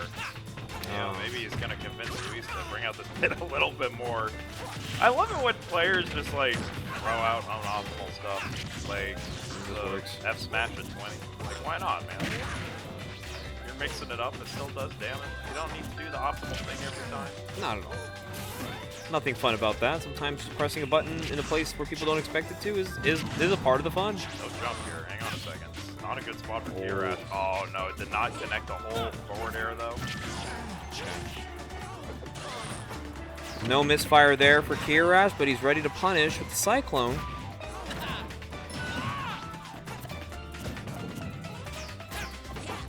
Kiyarash does not want to mess around too much at the ledge here with Luis because he's been pretty good about getting out of there. Oh, but he finally catches a grab, but doesn't get ready with the punish.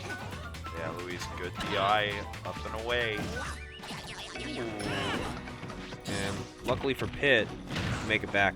Yes, Pitt has the capacity, of course. This is still not a great spot for Luis, though. Yeah. Oh, okay, yeah. What? Even Kia kind of smirked a bit. He's like, there's no way you were ready for that.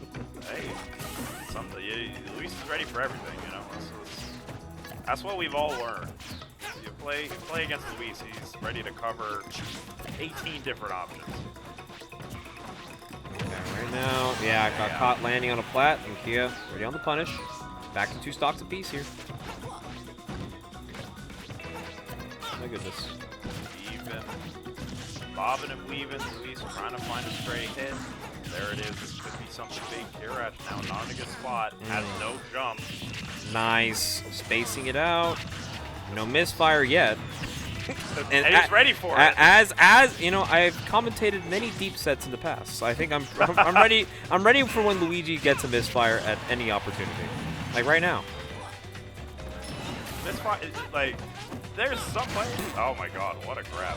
There's some players where misfire is more than a 10% chance. Kiyarash is one of them, and Deep is definitely also one of them. Not to mention up tilt up air looking still pretty true even at 150. That's nuts. Yeah, I don't know. Like, oh, okay, just gonna cyclone out of it. It's still Kiyarash. You know, he's down big, but make no mistake, Luigi's capable of bringing this back.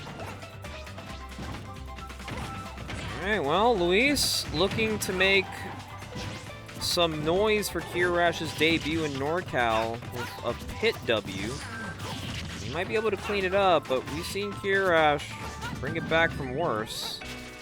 Yeah, it really doesn't feel like Luis has lead. Like, let's be honest. Yeah. 2 grabs away from losing. Like, you have to be so careful versus this character. But I never truly feel comfortable with a 2-stock lead on Luigi. So I'll blink and all of a sudden it's last hit.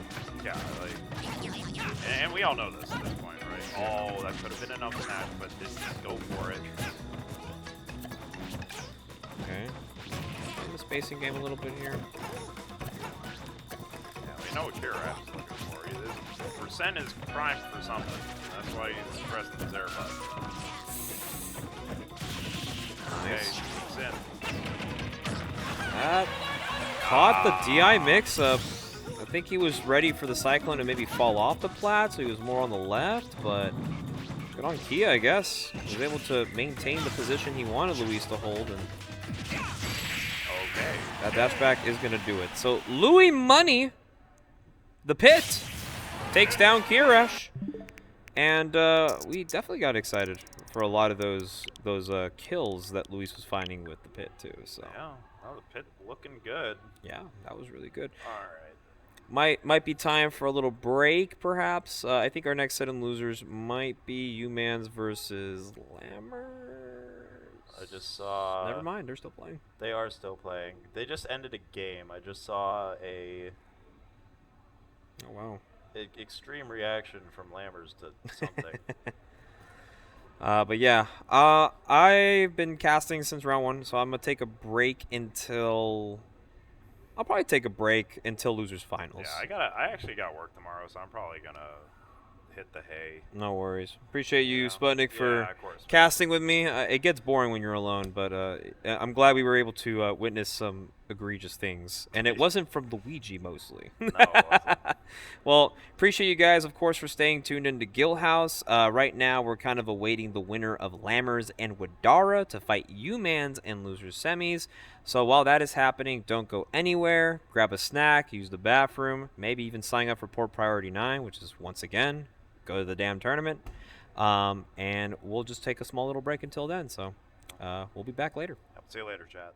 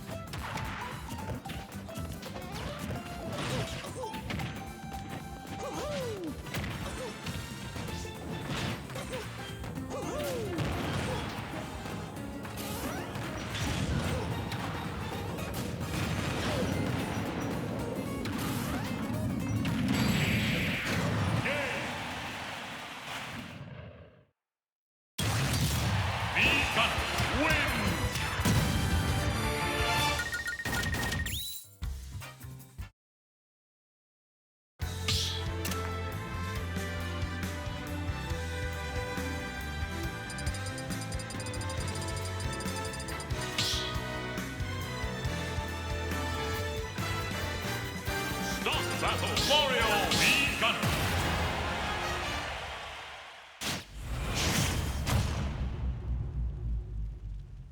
Three, two, one, go!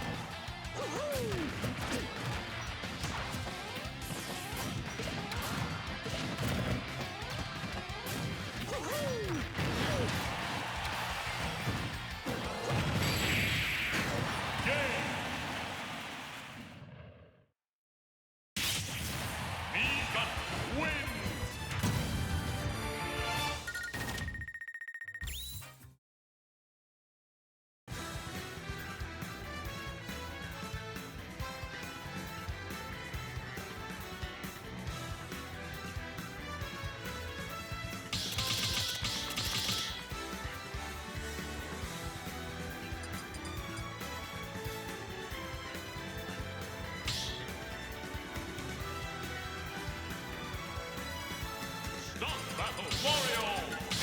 Gunner.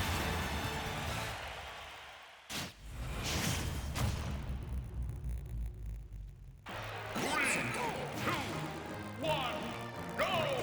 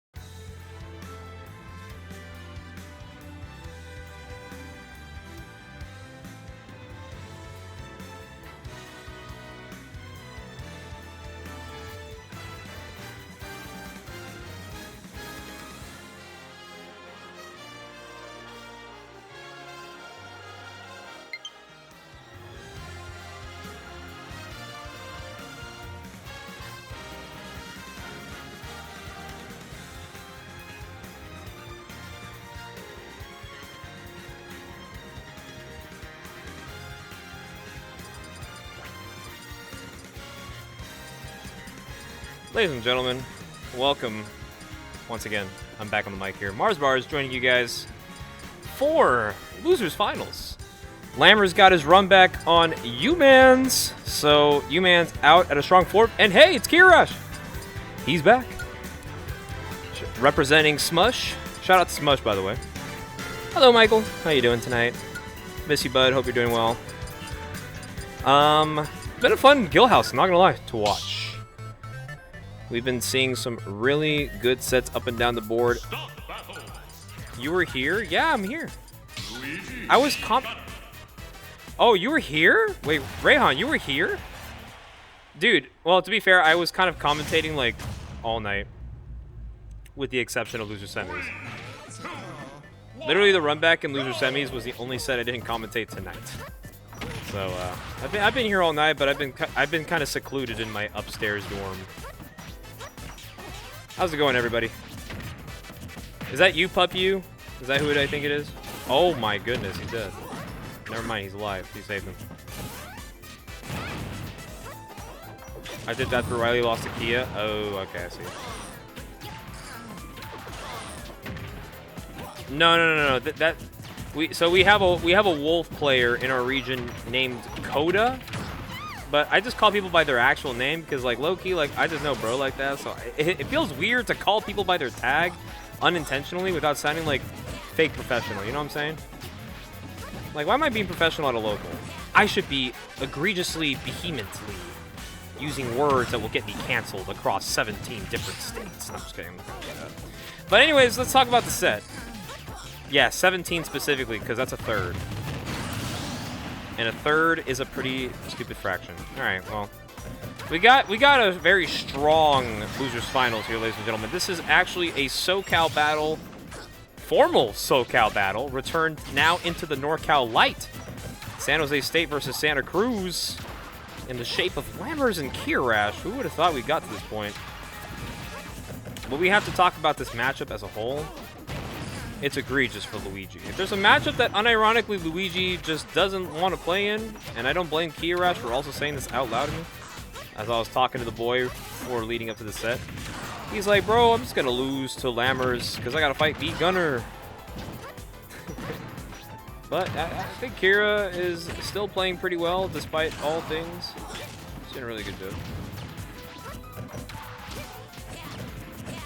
But I hope you guys have been enjoying the Guildhouse action, of course. I mean, these sets have been really fun to watch. I think every set tonight that has been on stream has actually been pretty fun to watch. Regardless if it was like a 2-0 or a Game 5, like, we saw some really fun sets tonight. Am I right, chat? Press 1 if you agree. Press 1 if you think tonight's Guildhouse was fun to watch. For those tuning in and those who have been tuning in. I think we've been watching really fun sets tonight. Here we go. Got a stock lead here from Kiyarash, but it may not last for too long. Okay, the absence of ones in the chat is making me think you guys are not having fun, so I apologize if you're not having fun. Michael, you left at a good time. Managed to get your visa in time to escape the wraps of Luigi and Gunner. Let's talk about it. But these are very, very strong players.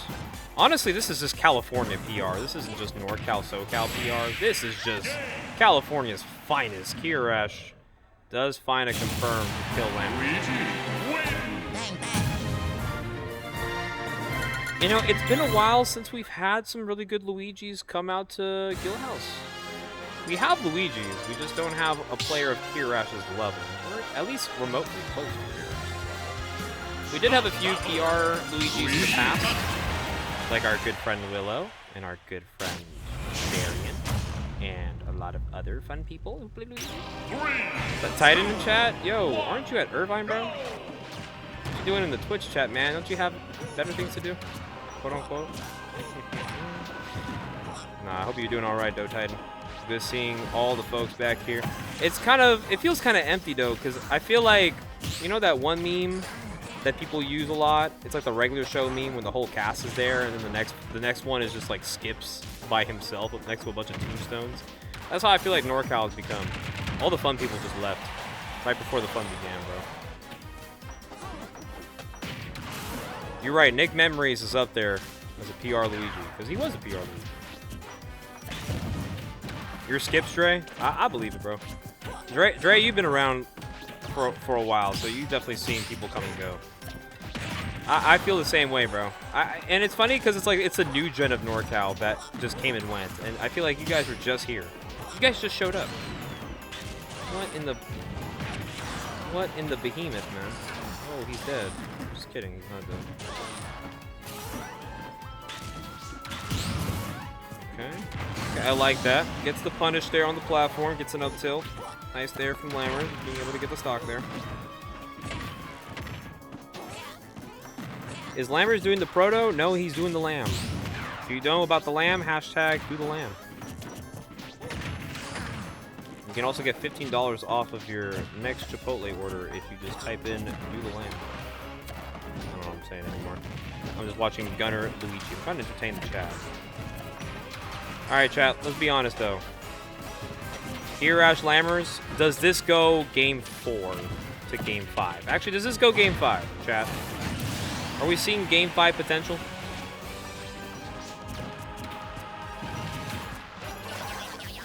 The fuck Chipotle have to do with it? Don't question it. I don't know why you're questioning me, bro. You should know better not to question me. The last person who questioned me became a question mark. A mystery. Don't be the next one. Just saying. All love. Hashtag. Oh. You're excused for now, the Aegis.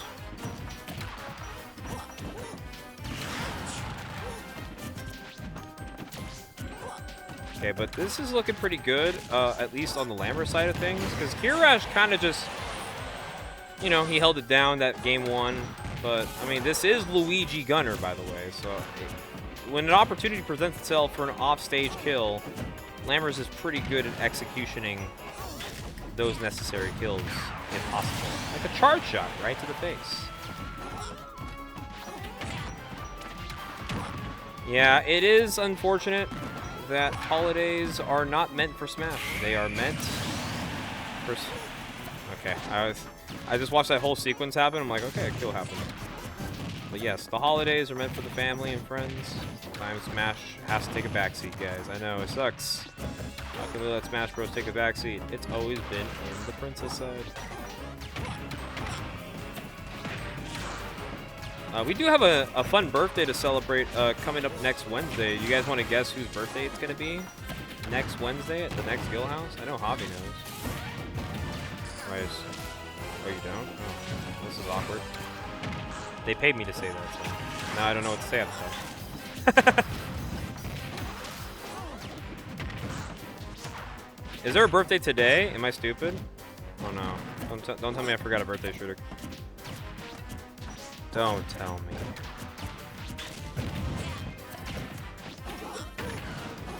Oh my god, Rudy. Happy birthday, Shrudik. This is my best friend.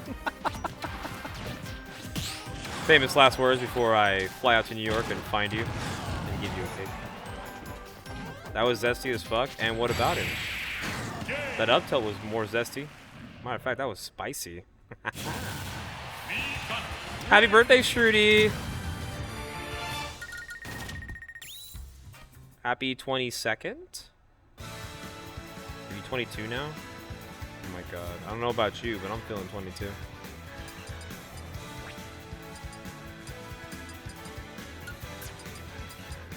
So the only reason why I don't remember it's your birthday right now is because technically it's not your birthday here. So to be honest, you're still 21 if you were here.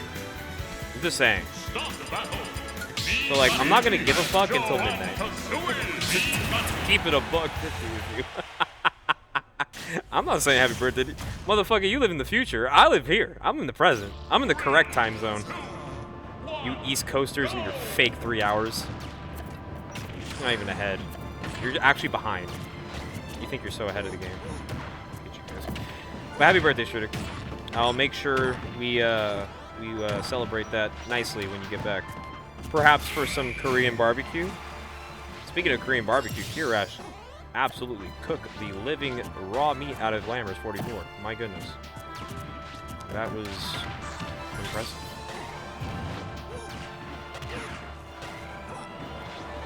But yeah, I mean, these two have played a good amount of sets with each other, obviously because they have a set record history down in SoCal.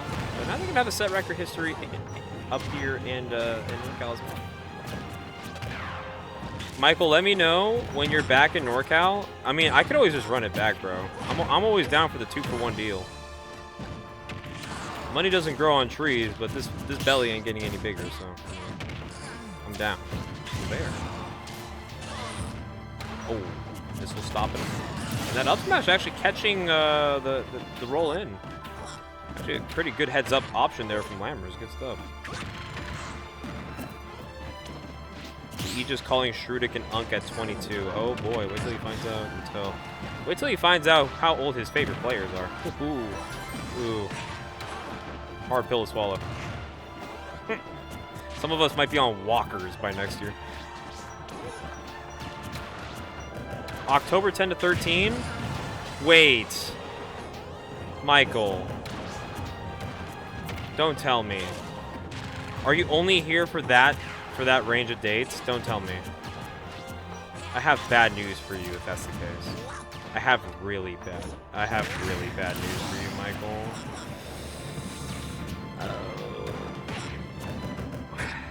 I'm gonna be in Michigan that weekend for a wedding. Oh no. Well, you can always get Korean barbecue with everybody else. I'm literally gonna be in Michigan that weekend. I'm sorry. I do fly back Sunday morning, so technically if we want to do a Korean barbecue day, it would have to be on a Sunday. Which I'm pretty sure you're down. We'll talk later. We'll discuss things. If we can't do Sunday that weekend, we can definitely do another day. We'll be back in November. Not sure for December. Okay, for sure. Ay. That charge shot. Got him. Got Luigi going. Got him burned. Lammers takes a 2-1 lead here on Kia. And he's looking to tap it in here. Lammers looking to make it to Luis. By the way, Lammers did lose in winners' quarters tonight, which is the first time Lammers has lost any time before top 8 winners in a very, very long time. But obviously losing in winners' quarters did not halt him from going on the run that he did in losers. Lammers, of course, after losing to Humans, ended up beating... what was his bracket in losers? He had Skeletal into Twan, into Widara, and then got the run back on Humans. Kind of insane, but this is just how Lammers be maneuvering nowadays.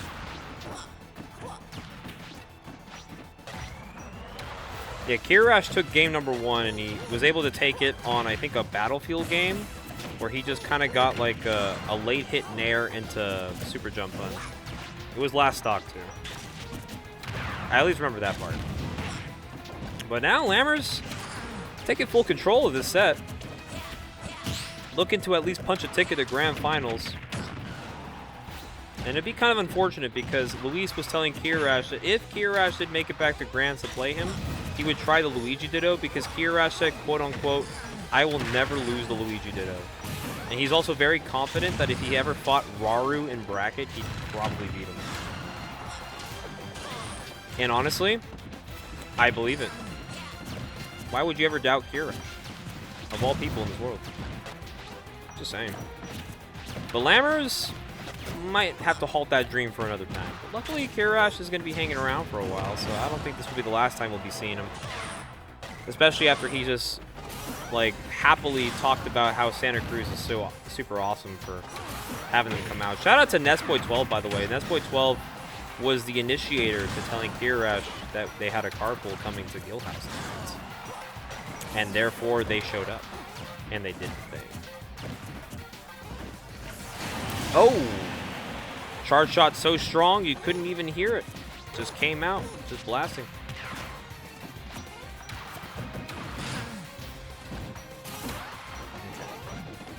Just watching Another nair into super jump punch confirmed. And I like that Kia is pretty on point with trying to let that rip.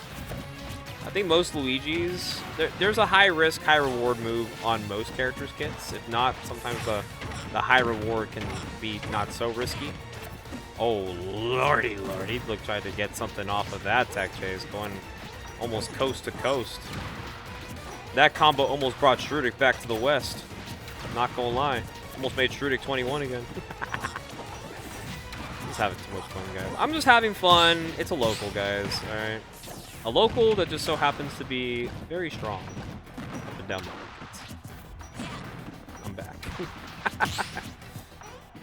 Did Strudik move? Yes, he decided to move away from our hearts and move towards our mind because he is always running through it.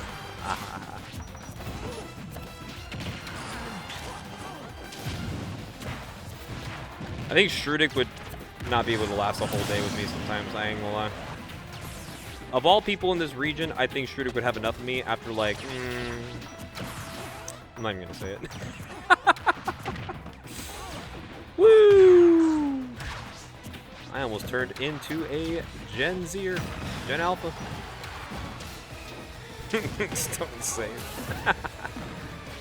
Alright, well, this is now a last stock situation. Kiyarash looking to fight for his bracket life here. But even despite how strong Kiyarash is as a player, he is, of course, running into two players who are very well aware of how this man plays. Hammer's looking to tap it in. Nair for Nair. Doesn't get the finishing touch. Another chance at life for Kiyarash. Looking to at least get through to grand finals here. Or maybe Lammers might actually just make it back all along.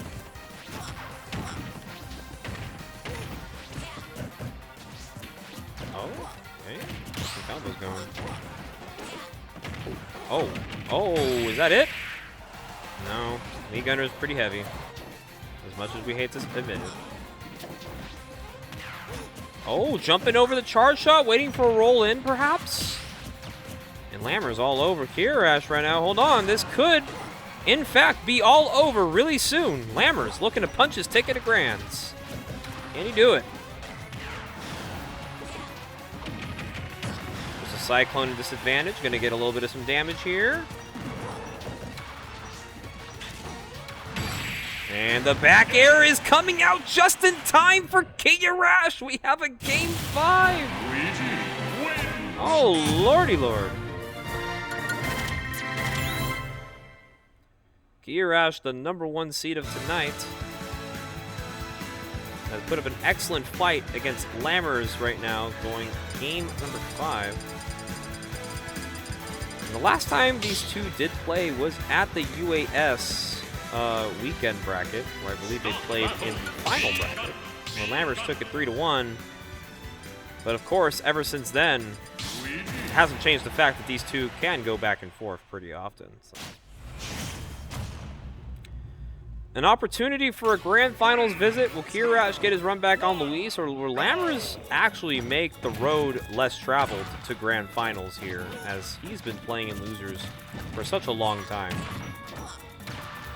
But obviously, with a stamina like Lammers44, he's very good at being able to still maintain high-level play, even through a tumultuous amount of sets played.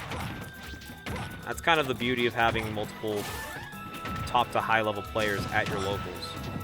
Because one thing's for sure, even if you can't beat them, you can at least learn to hang with them. Okay, Kiyarash looking to get something going here.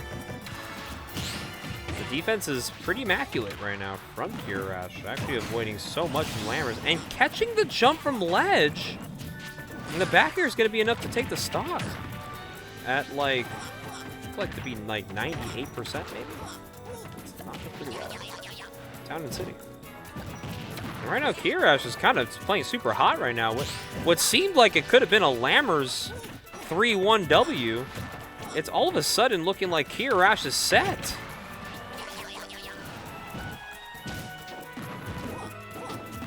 Is that Chowder? Oh my goodness, why are all the homies in chat? Chowder, I hope you like your little pin I got you at Eugene Bound. I thought it was pretty cute too. Shiny and shit. Oh, down air. You bet your entire tuition on Lammers winning? I'm gonna be real with you, bro. That's a pretty good bet. Because Lammers can still, in fact, bring this back.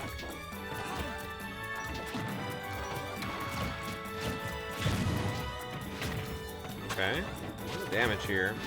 9% on the stock. Okay, jumps right into another Cyclone. Kiyarash been pretty good about calling out some of these jumps with Cyclone, just kind of keeping their opponents honest. He's got him at ledge here. Charge shot still out, and he does, in fact, lay the mark on Kiyarash, and this is kind of where Lammers can capitalize on so much. Catching the jump was maybe even looking for maybe a little bit of an impatient jump to ledge. And now all of a sudden, Lammers got the ledge trapping going pretty solidly here. And he's going to catch Kia jumping from ledge. All of a sudden, the percents are even. And a dash attack from Lammers brings him back to the lead. All of a sudden, a roller coaster of emotions are happening. Almost catching the tech chase with the drop bomb. What is going on? And it's a last stock game 5. It came down to this. Winner of this will make it to Grands. Kiyarash looking to punch his ticket back into Grand Finals. But Lammers trying to give Kiyarash the good old NorCal welcoming. And that is a Luis into Lammers double elim bracket path. Can it happen? Or is Kiyarash strong enough to withstand the power that is the mortar coming out from Lammers44? But there's going to be a lot of damage here off of these combos. Lammers looking to hold his ground. You can kind of see it. Kiyarash kind of sees the gold. He's shining bright, looking to find his openings. Oh my goodness. Plunger into plunge. We are clogging some shit right now, that's for sure.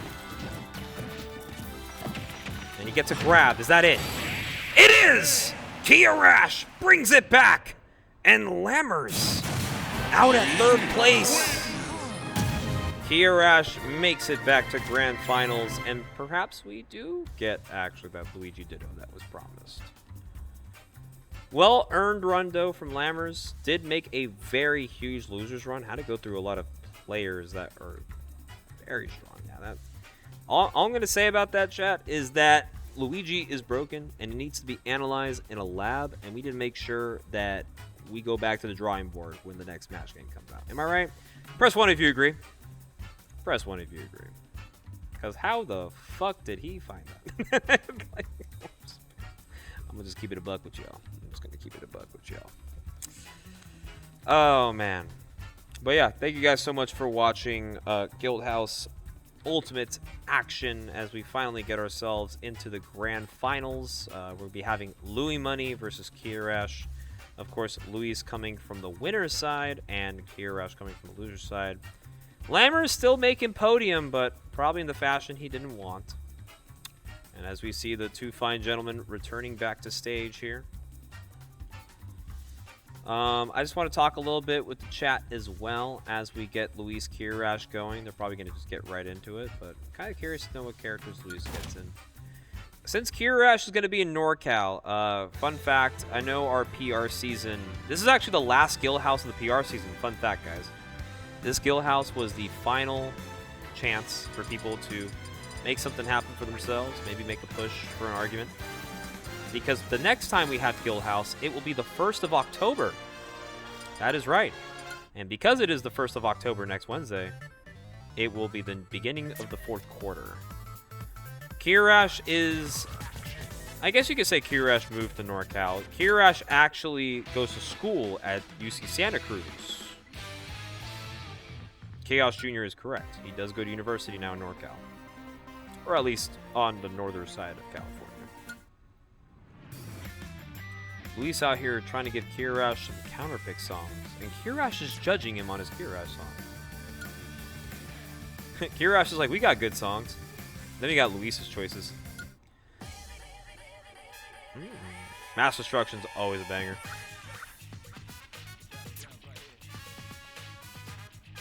What's your guys' favorite in-game song to play for a bracket set? Since we're talking about money. Or not money, talking about music. Anybody got like a very strong song counterpick they like to use in bracket? What are your favorites, guys? Go Inkling Lou, Flat Zone 2. Karma's a good one. Shout out Gare Bear. And the classic from Kiyarash. As my ears are blowing up. My ears blew up, guys. I actually went deaf, so luckily I can't hear a bunch of shenanigans going on. 3, 2, 1, go! All right, game 1 of Grands. Luis has decided the Luigi Ditto is not going to happen tonight, but instead he will play Rob. And with some very protagonist music, we will speak and narrate as we fight to the death in grand finals between Louis Money's Rob and the Kiyarash Luigi. One plums the shit while the other one just hits the shit out of them. Alright, but realistically talking though, this is a Rob that has been well practiced. There's also a character that Luis has used arguably as a counterpick for one character, more importantly, more than any other character in his game. And if you guys don't know the struggles of some random matchups for Palutena, there's a reason why he picked up Rob.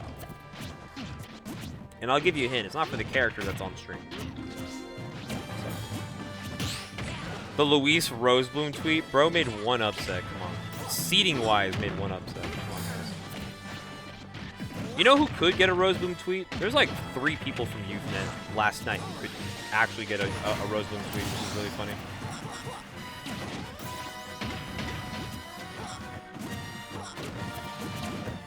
Calm's turned into Solid Snake. Well, Banana Mage, I'm glad that you understand Solid Snake. He's not just here for the moment, but he's here to capture it.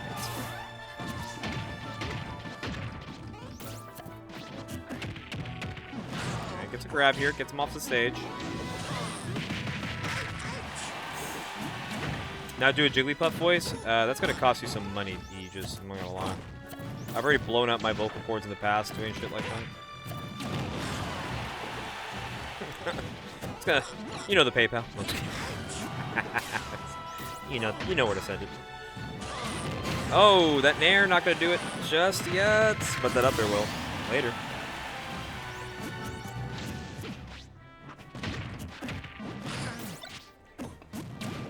Yes, I believe Kiyarash did take the last set before this Guildhouse. The last time these two played was at UAS, and I believe Kiyarash was victorious in a Game 5 against Luis.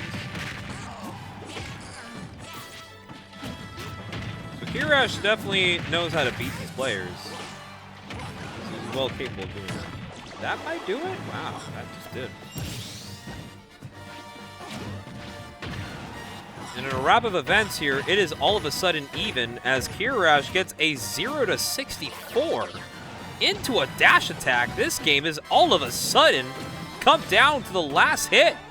And if we don't know anything about Luigi, is that when he gets a grab, anything is possible. But that down air doesn't spike him off the stage. Kiyarash lives. The robot looks to survive a little longer. That's it. Kiyarash takes game number 1.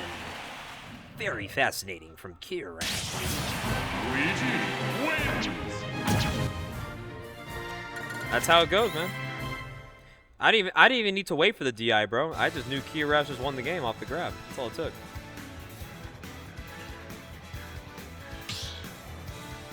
I feel like it's easy. I feel like for me, when I do impressions, I think anybody who has known me long enough is that if I really want to do a really good impression, I'll probably work on it for a decent amount of time before like publicly trying to show it off. But a lot of times my impressions get lost in other impressions. Because low-key, my Solid Snake impression almost sounds like the Halo commentator whenever you hear somebody get a kill. So whenever I see like Luis go for a 0 to death, I'll just be like, kill-tacular. You know, it's like it's kind of the same cadence in a sense. It's like double kill, triple kill, kill Jaro. Like, pretty much. Y'all got the cleanest venue. I appreciate that. I think everybody who has put their heart and soul in making sure that the production, the venue, and of course the environment is always like at top notch for our NorCal players. This place gets a lot of schnaz for reasons that are just like sometimes interpersonal, but I think overall people can agree that the Guildhouse Weekly does provide some pretty good action outside and throughout. You could do a perfect Toad voice. That's actually strong, because I feel like whenever I try a Toad voice, I sound like I'm hella raspy, and then like the voice cracks come out at the worst time, and I'm just like, fuck, man, I sound terrible. Holy shit! Oh, no, he did not! Kiyarash was simply trying to recover and took Luis with him. To infinity. And beyond. Got his ass. GG's. Alright. Luis got raptured. That's one way to put it, I guess. That's nuts. You guys are awesome, by the way. I do appreciate the chat keeping me entertained. I am a solo caster tonight. I had Sputnik with me for the majority of bracket, but unlike me, he's actually a very mature and responsible adult, and he goes to bed on time to wake up on time for his job. Unlike me, I just like to be here. Simply to be here. Okay, but this could be a Kiyarash reset really fast, by the way. People, I'm focused too much on like how I sound and what I'm saying, but like Kiyarash could go 2-0 up in the set. It was a good tech from Luis.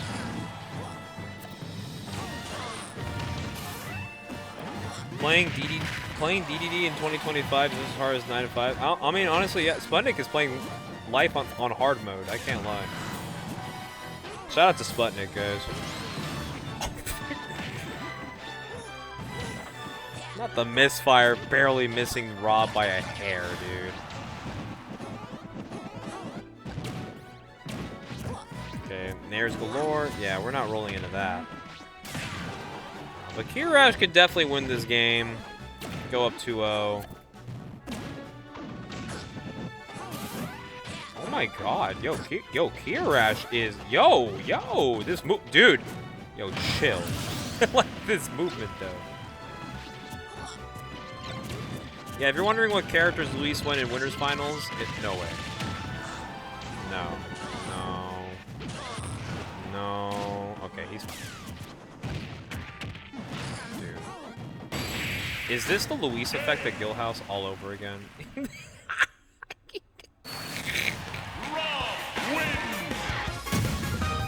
Man. Oh, Jesus Christ. I'm sorry. Sorry, chat. That was Zachary Sr. Whether he's on Pit or Rob, it is this Zachary Sr.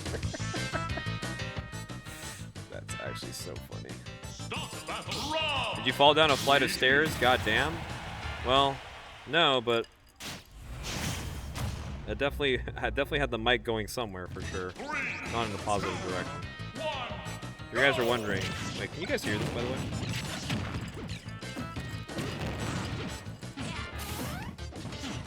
That is the sound of me mixing what could be my last elixir of the night.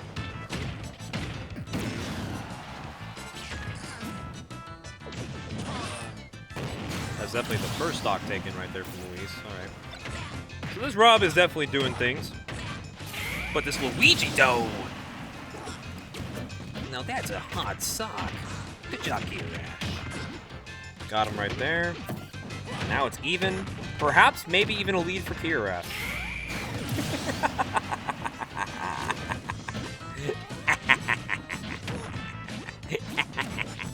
You just got... Hey, Kiyarash got Rob game too. You kind of deserve it, Luis. I ain't gonna lie. You gotta hold this. You gotta hold this, bro. This is two characters looking to absolutely beat the living crap out of each other. That's really all it comes down to. What the fuck is happening? I don't know. Oh, good heavens. Tech chase. That was a kill. He just did it.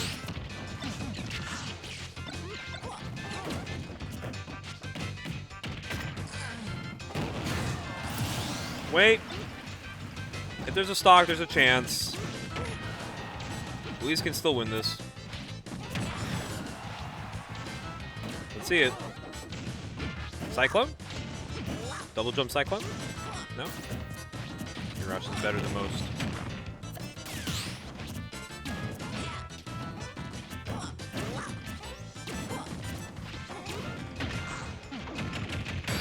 Okay, he does get Cyclone though. Doesn't get the kill. Maybe if he catches him on a Cyclone right now, perhaps.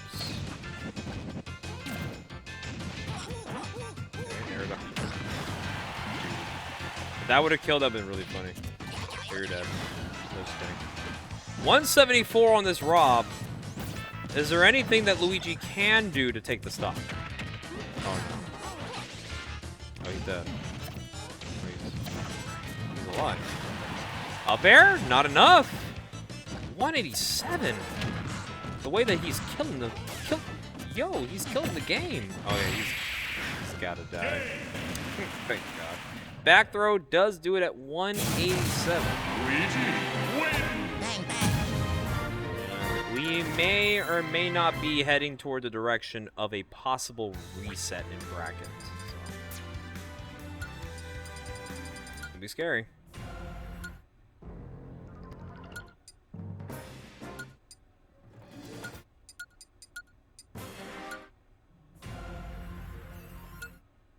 Kiyarash just enjoying the vibe. Hell yeah, multi-man melee. Start the battle. Rob! I'm a big fan. I'm a big fan of this melee song. Luigi. Yeah, Kiyarash is number 2 in SoCal, just behind Monty, if I'm not mistaken. 3, 2, And for good reason. Kiyarash is a very strong player. But Kiyarash is also number 41 in Lumi rank, which I also think is a very strong ranking accolade to mention as well. That was a 0 to death that I think was spectacular. Found the opening not off a grab, just found it off stray hits. Holy crap, that was gnarly. Yeah, this is NorCal realizing we don't have Luigis like that no more, bro. Kiyarash out here teaching us the fucking matchup again. Lordy. Fire. I like that. Run off Cyclone. Get some damage.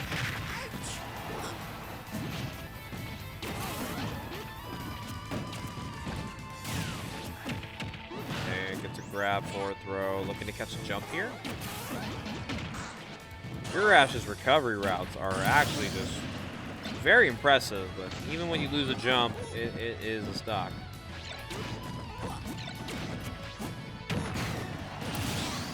And just like that, Kiyarash is a stock away from resetting the bracket, and as if this venue isn't any emptier as it is.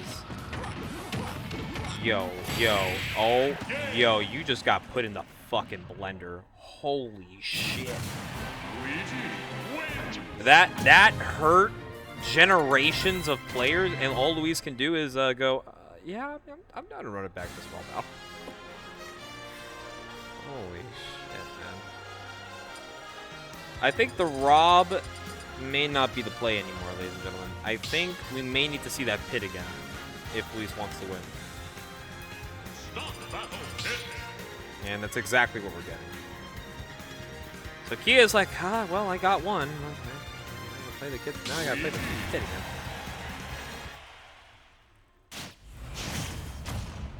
Guys, why are we surprised he's going pit? He literally took a set off Kiyarash and winners with pit. Were you guys not here for winners finals? I feel like you guys were. Guys, did we have short-term memory loss? If we do, it's okay. Oh, Jesus. Speaking of short-term memory loss, let's forget about how that first stock went away. Lol.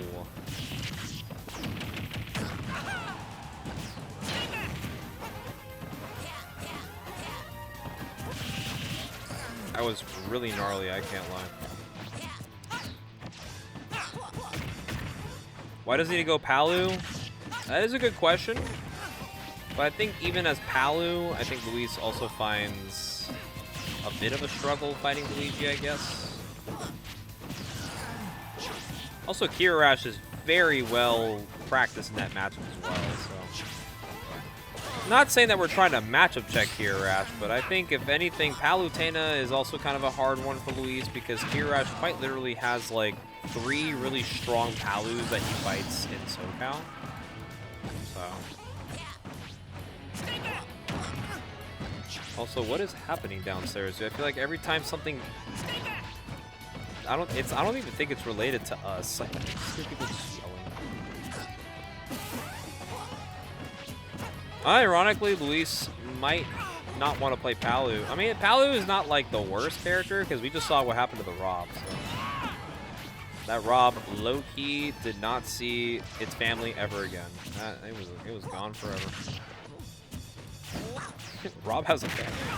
Well, we are in a generation of AI, so yeah, I would assume the robot just creates family.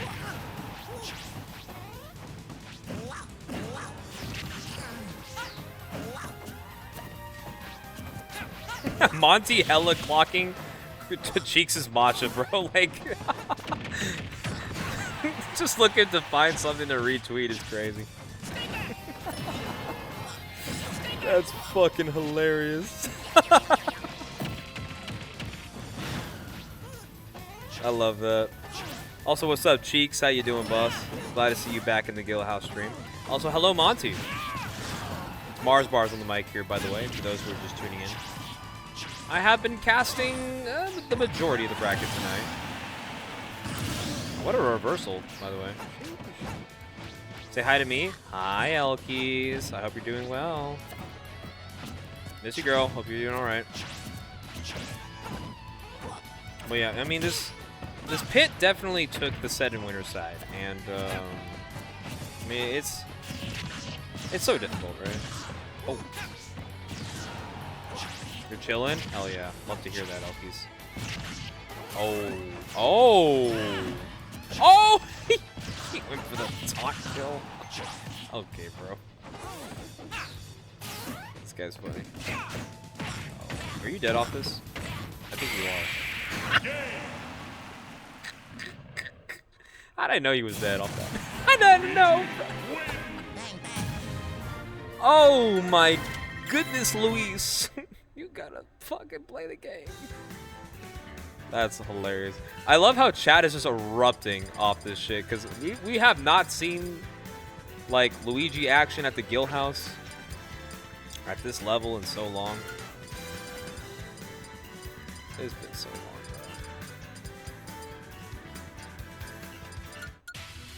bro. On Monty's Soul, Kiyarash wins. Ooh.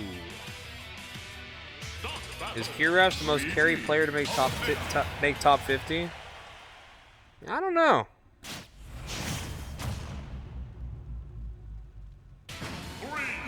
We need Kurama Kiyarash. You know, we were actually discussing that earlier today. Kurama does come from a really distant like region or like distant area in NorCal. Like the drive to Guildhouse takes like roughly like what, an hour and a half to 2 hours. He also works, has other things going on, so I understand if he's not able to like make it to Guildhouse. It's really hard to get Kurama to come out to Guildhouse because it is kind of like a venture, but I mean I get it.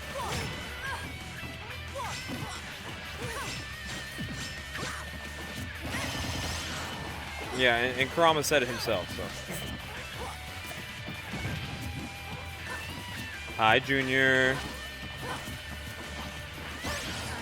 I also just think Junior is just not down to fight Luigi right now. I'm gonna be so for real, bro. He's just like, he sees, oh, Kiyarash is in town. All right, well, I'm keeping my big ass back home. Fighting Luigi on a calm Wednesday night.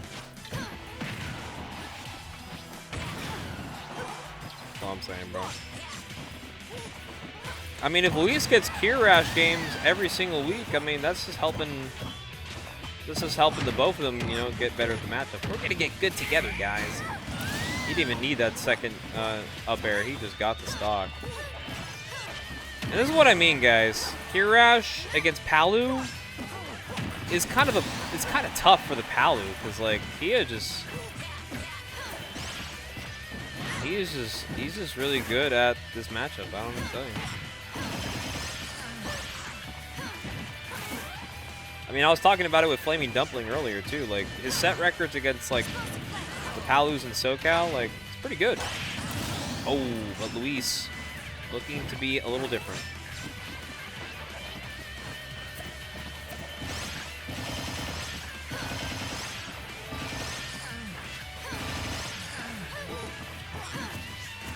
Oh, Lord. It's actually so scary because, like, this is still, like, a setup position for Kiyarash to at least get, like, some sort of a grab into a kill to combo.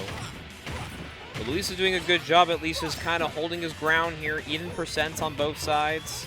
The jabs coming out from Kia, the pressure at ledge. He is not giving Luis anything easy to get back to center stage with. He is quite literally all over these platforms, looking to find the kill option.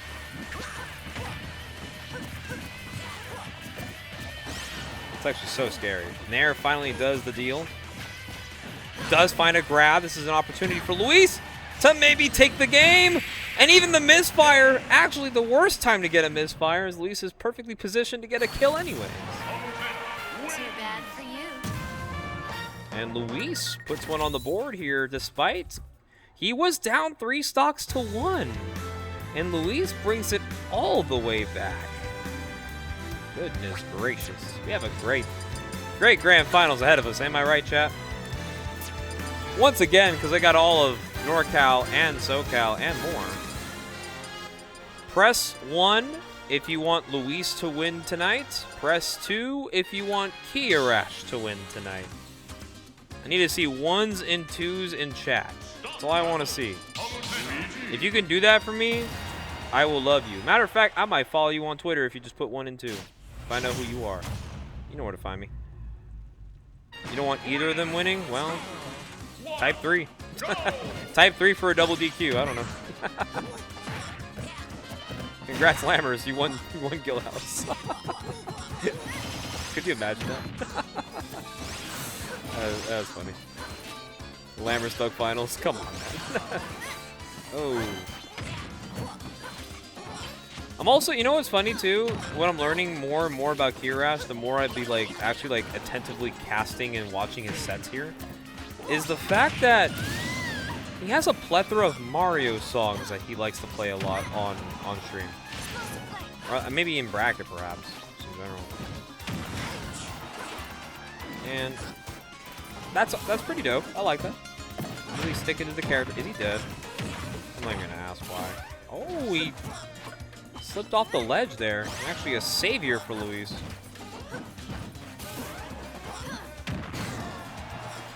Kiyarash has never played a Mario game? Really? Well, I mean, let's be honest, chat. Let's be super honest with ourselves, because I know like more than half of you guys are definitely in this category. But how many of you guys main a character in Smash where you never really delved into your character's like actual games?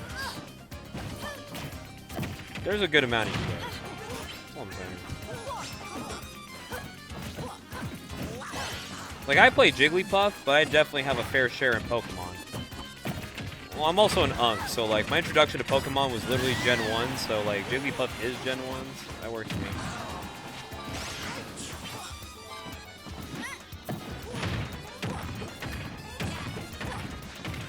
Oh my god. Is that it? No. Good DI.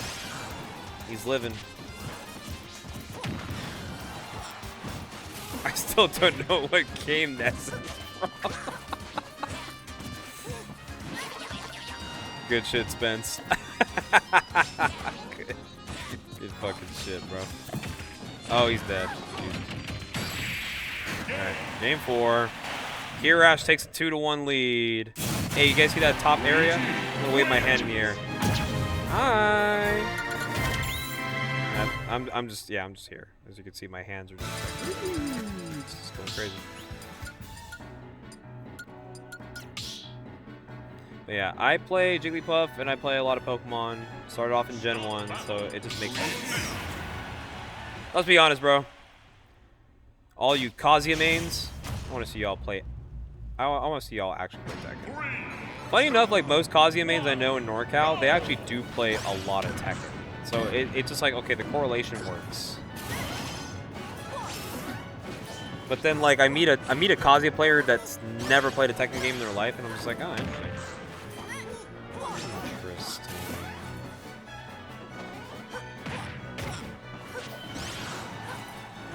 You main Kaz, you only play Street Fighter? You know what? I feel like we can give you the exception because I mean you play FGCs, while in Smash you play an FGC, so. And this is true. They are two completely different genre of fighters, though. One's traditional, one's three-dimensional. So, but I'll give you the benefit of the doubt, guy trademark, if that is your real name. I have my eye on you, sir. Oh, that misfires. Couldn't have come at a better time for Kiyarash. Ay, Dios mío. Got him with the super jump punch. These rolls were insane. Down tilt, down smash. Wow. I've seen it all, guys. Yo, low-key, if you play Game & Watch, but you actually fuck with Game & Watch games, I ain't gonna lie with you, you actually might be the trooper. You might be the true trooper out of all the mains. Because, like, at least if you play a character like Game & Watch, and then you're just like, oh, actually, I do enjoy myself some good firefighter. Like, okay, dude.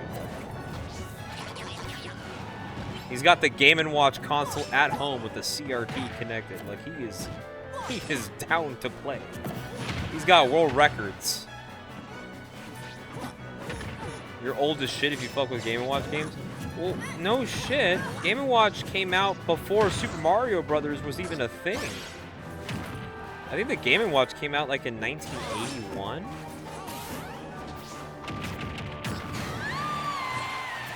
It's like a separate thing. But I like consider it a fucking... Rob mains the real troopers? Okay, I ain't gonna lie with you, like, what do we consider like a game you play as a Rob main? Zamba, you gotta answer that question for me, Bob. Deadass, if you say Smash Brawl, I might have to give it to you. I can't lie. I might have to give it to you, bro. I might have to. Oh, that's it. Alright, well, Kiyarash, his debut in NorCal, is a W. Taking home the Guildhouse Weekly over Luis after being dropped to losers by Luis. So, hey, welcome to NorCal, Kiyarash. Got yourself your first local W, and you did it in style. You did it how the best way you could do it, and that is playing Luigi and doing heinous things to Luis. As a matter of fact, good Luis got his ass beat, because he deserves to get his ass beat. I always bitch about it every single week. How the fuck is Luis still winning? We get Kiyarash to come for the first time to Guildhouse, and all of a sudden Luis is in second place. He got the silver medal, and Luis is out there making dance moves and shit. We have a great time, bro. We clearly had a good time tonight. Well, as I've been sipping on this beautiful little cocktail, I just want to say thank you guys for watching tonight's action here for Guildhouse Weekly. We had a lot of fun sets, a lot of fun times. I do appreciate you guys. Can Kia make attendance? No, he can't, Jengi. But starting next Wednesday, when the new season starts, he can start making attendance to now count for the next quarter. I'm just saying. There's not enough events for Kiyarash to go to make attendance. Because technically, like, Wednesday, Thursday, Friday, Saturday, Sunday. I mean, I guess he could probably speedrun 5 locals. What's up, Kia? You want to hop on the mic and talk some shit? Or... All right, we got Kiyarash actually wanted to join me here, talk to us. So, debut in NorCal. I know you go to school in NorCal, but first time here at Guildhouse, and you take home a dub. Sorry, how do I lower the volume on this? Oh, you can ask a production to lower the volume for you if you want. Production. Where's production? Oh, my. Well, okay. Oh, there's a black box right here. If you want to adjust the volume right here. Oh, okay. All right, so we got our champion Kiyarash here. He's gonna be here for a little bit, obviously, as he's now attending school. Obviously, you've been here before, because you've been to the pre-locals for Genesis, and you've just been around the area. So, like, how's it feel to now just kind of just be back, big chilling and shit? I feel decent. You know, I've only been here for 3 days. I have to live here for the next 2 years now. Yeah. You know, vacations excluded, of course. But of course. But yeah, it's a new life, you know. It's a new life now, yeah. Yeah. So how does it feel? You get to fight Luis every Guildhouse if you ever come. You might get Lammers once in a while along the way. How'd you feel? Hey, you were kind of doubting yourself in that Lammers set. You're like, oh man, I'm gonna get third place today. And A little bit, but then I saw the misfires come in. Like, you know, I'm just like, you know what? The power is there. You know, it's the power's doable. there. Power's there, and like, you know, I get a hit, I find my opening, and just get a kill off of it. I know I can do it, pretty menacingly. Like, so, you know, Luigi's fire. that threatening. So That's what's up. Well, here's your first local in NorCal, obviously. The season for the PR ends literally Tuesday. okay, I don't think I won't have time. So I don't think you got time, and I don't think I want you to have time because you'd be running away from school at that point. But the new season starts the next Guildhouse. Fun fact: the next Guildhouse next Wednesday will be the first one of the season. So I don't know if you'll be pulling up, but if you are, I mean, what's it looking like? You know, you got school going on. I do. Wednesdays are very doable for me to, like, you know, enter, unless if it's like during midterm and finals, of course. Yeah. Because Wednesdays I only have class for 1 hour, and I start class on Thursday at 1:30, so I can definitely just, like, you know, chill at Guildhouse, play, sleep late, and then just not have to worry, you know, like. So I think playing on like Wednesday at Guildhouse is definitely imminent. Oh yeah. So And not to mention that you also got a weekly back in Santa Cruz, and that happens every Friday. So you get some practice locals, because I mean it's a school local. anything happen during the weekends? Honestly, not so much. It's gonna be more like there might be like a once in a while monthly that might pop through. So sad. But I think if Santa Cruz is willing to give you that, you know, that carpool to it, maybe we can plan it out. But there's not much of like a radar on like what NorCal locals are happening on the weekends. I mean, it's mostly just like Guildhouse Wednesdays. I run YouthNet on Tuesdays. Luis sometimes goes to those too. But outside of that, and we also have Revival of Kin. But I mean, I don't know. People might not be down to go to the East Bay as much because people are in school. But I don't know. This might be your guys' chance to maybe play them at a different local. Anything happening in like Santa Cruz specifically?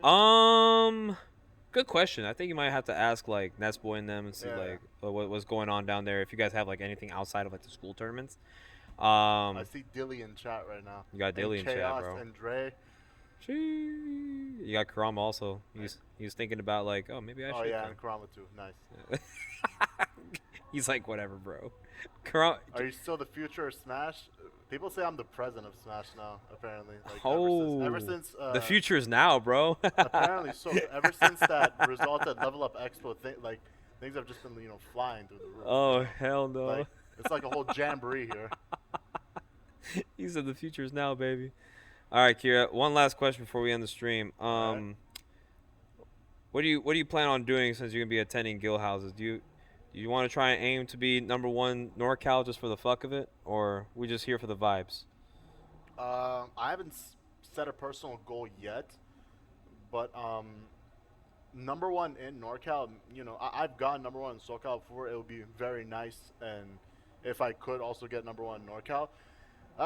Not really something I'm thinking about currently. However, Okay. it is a projected goal that may make an appearance sometime during the future. So,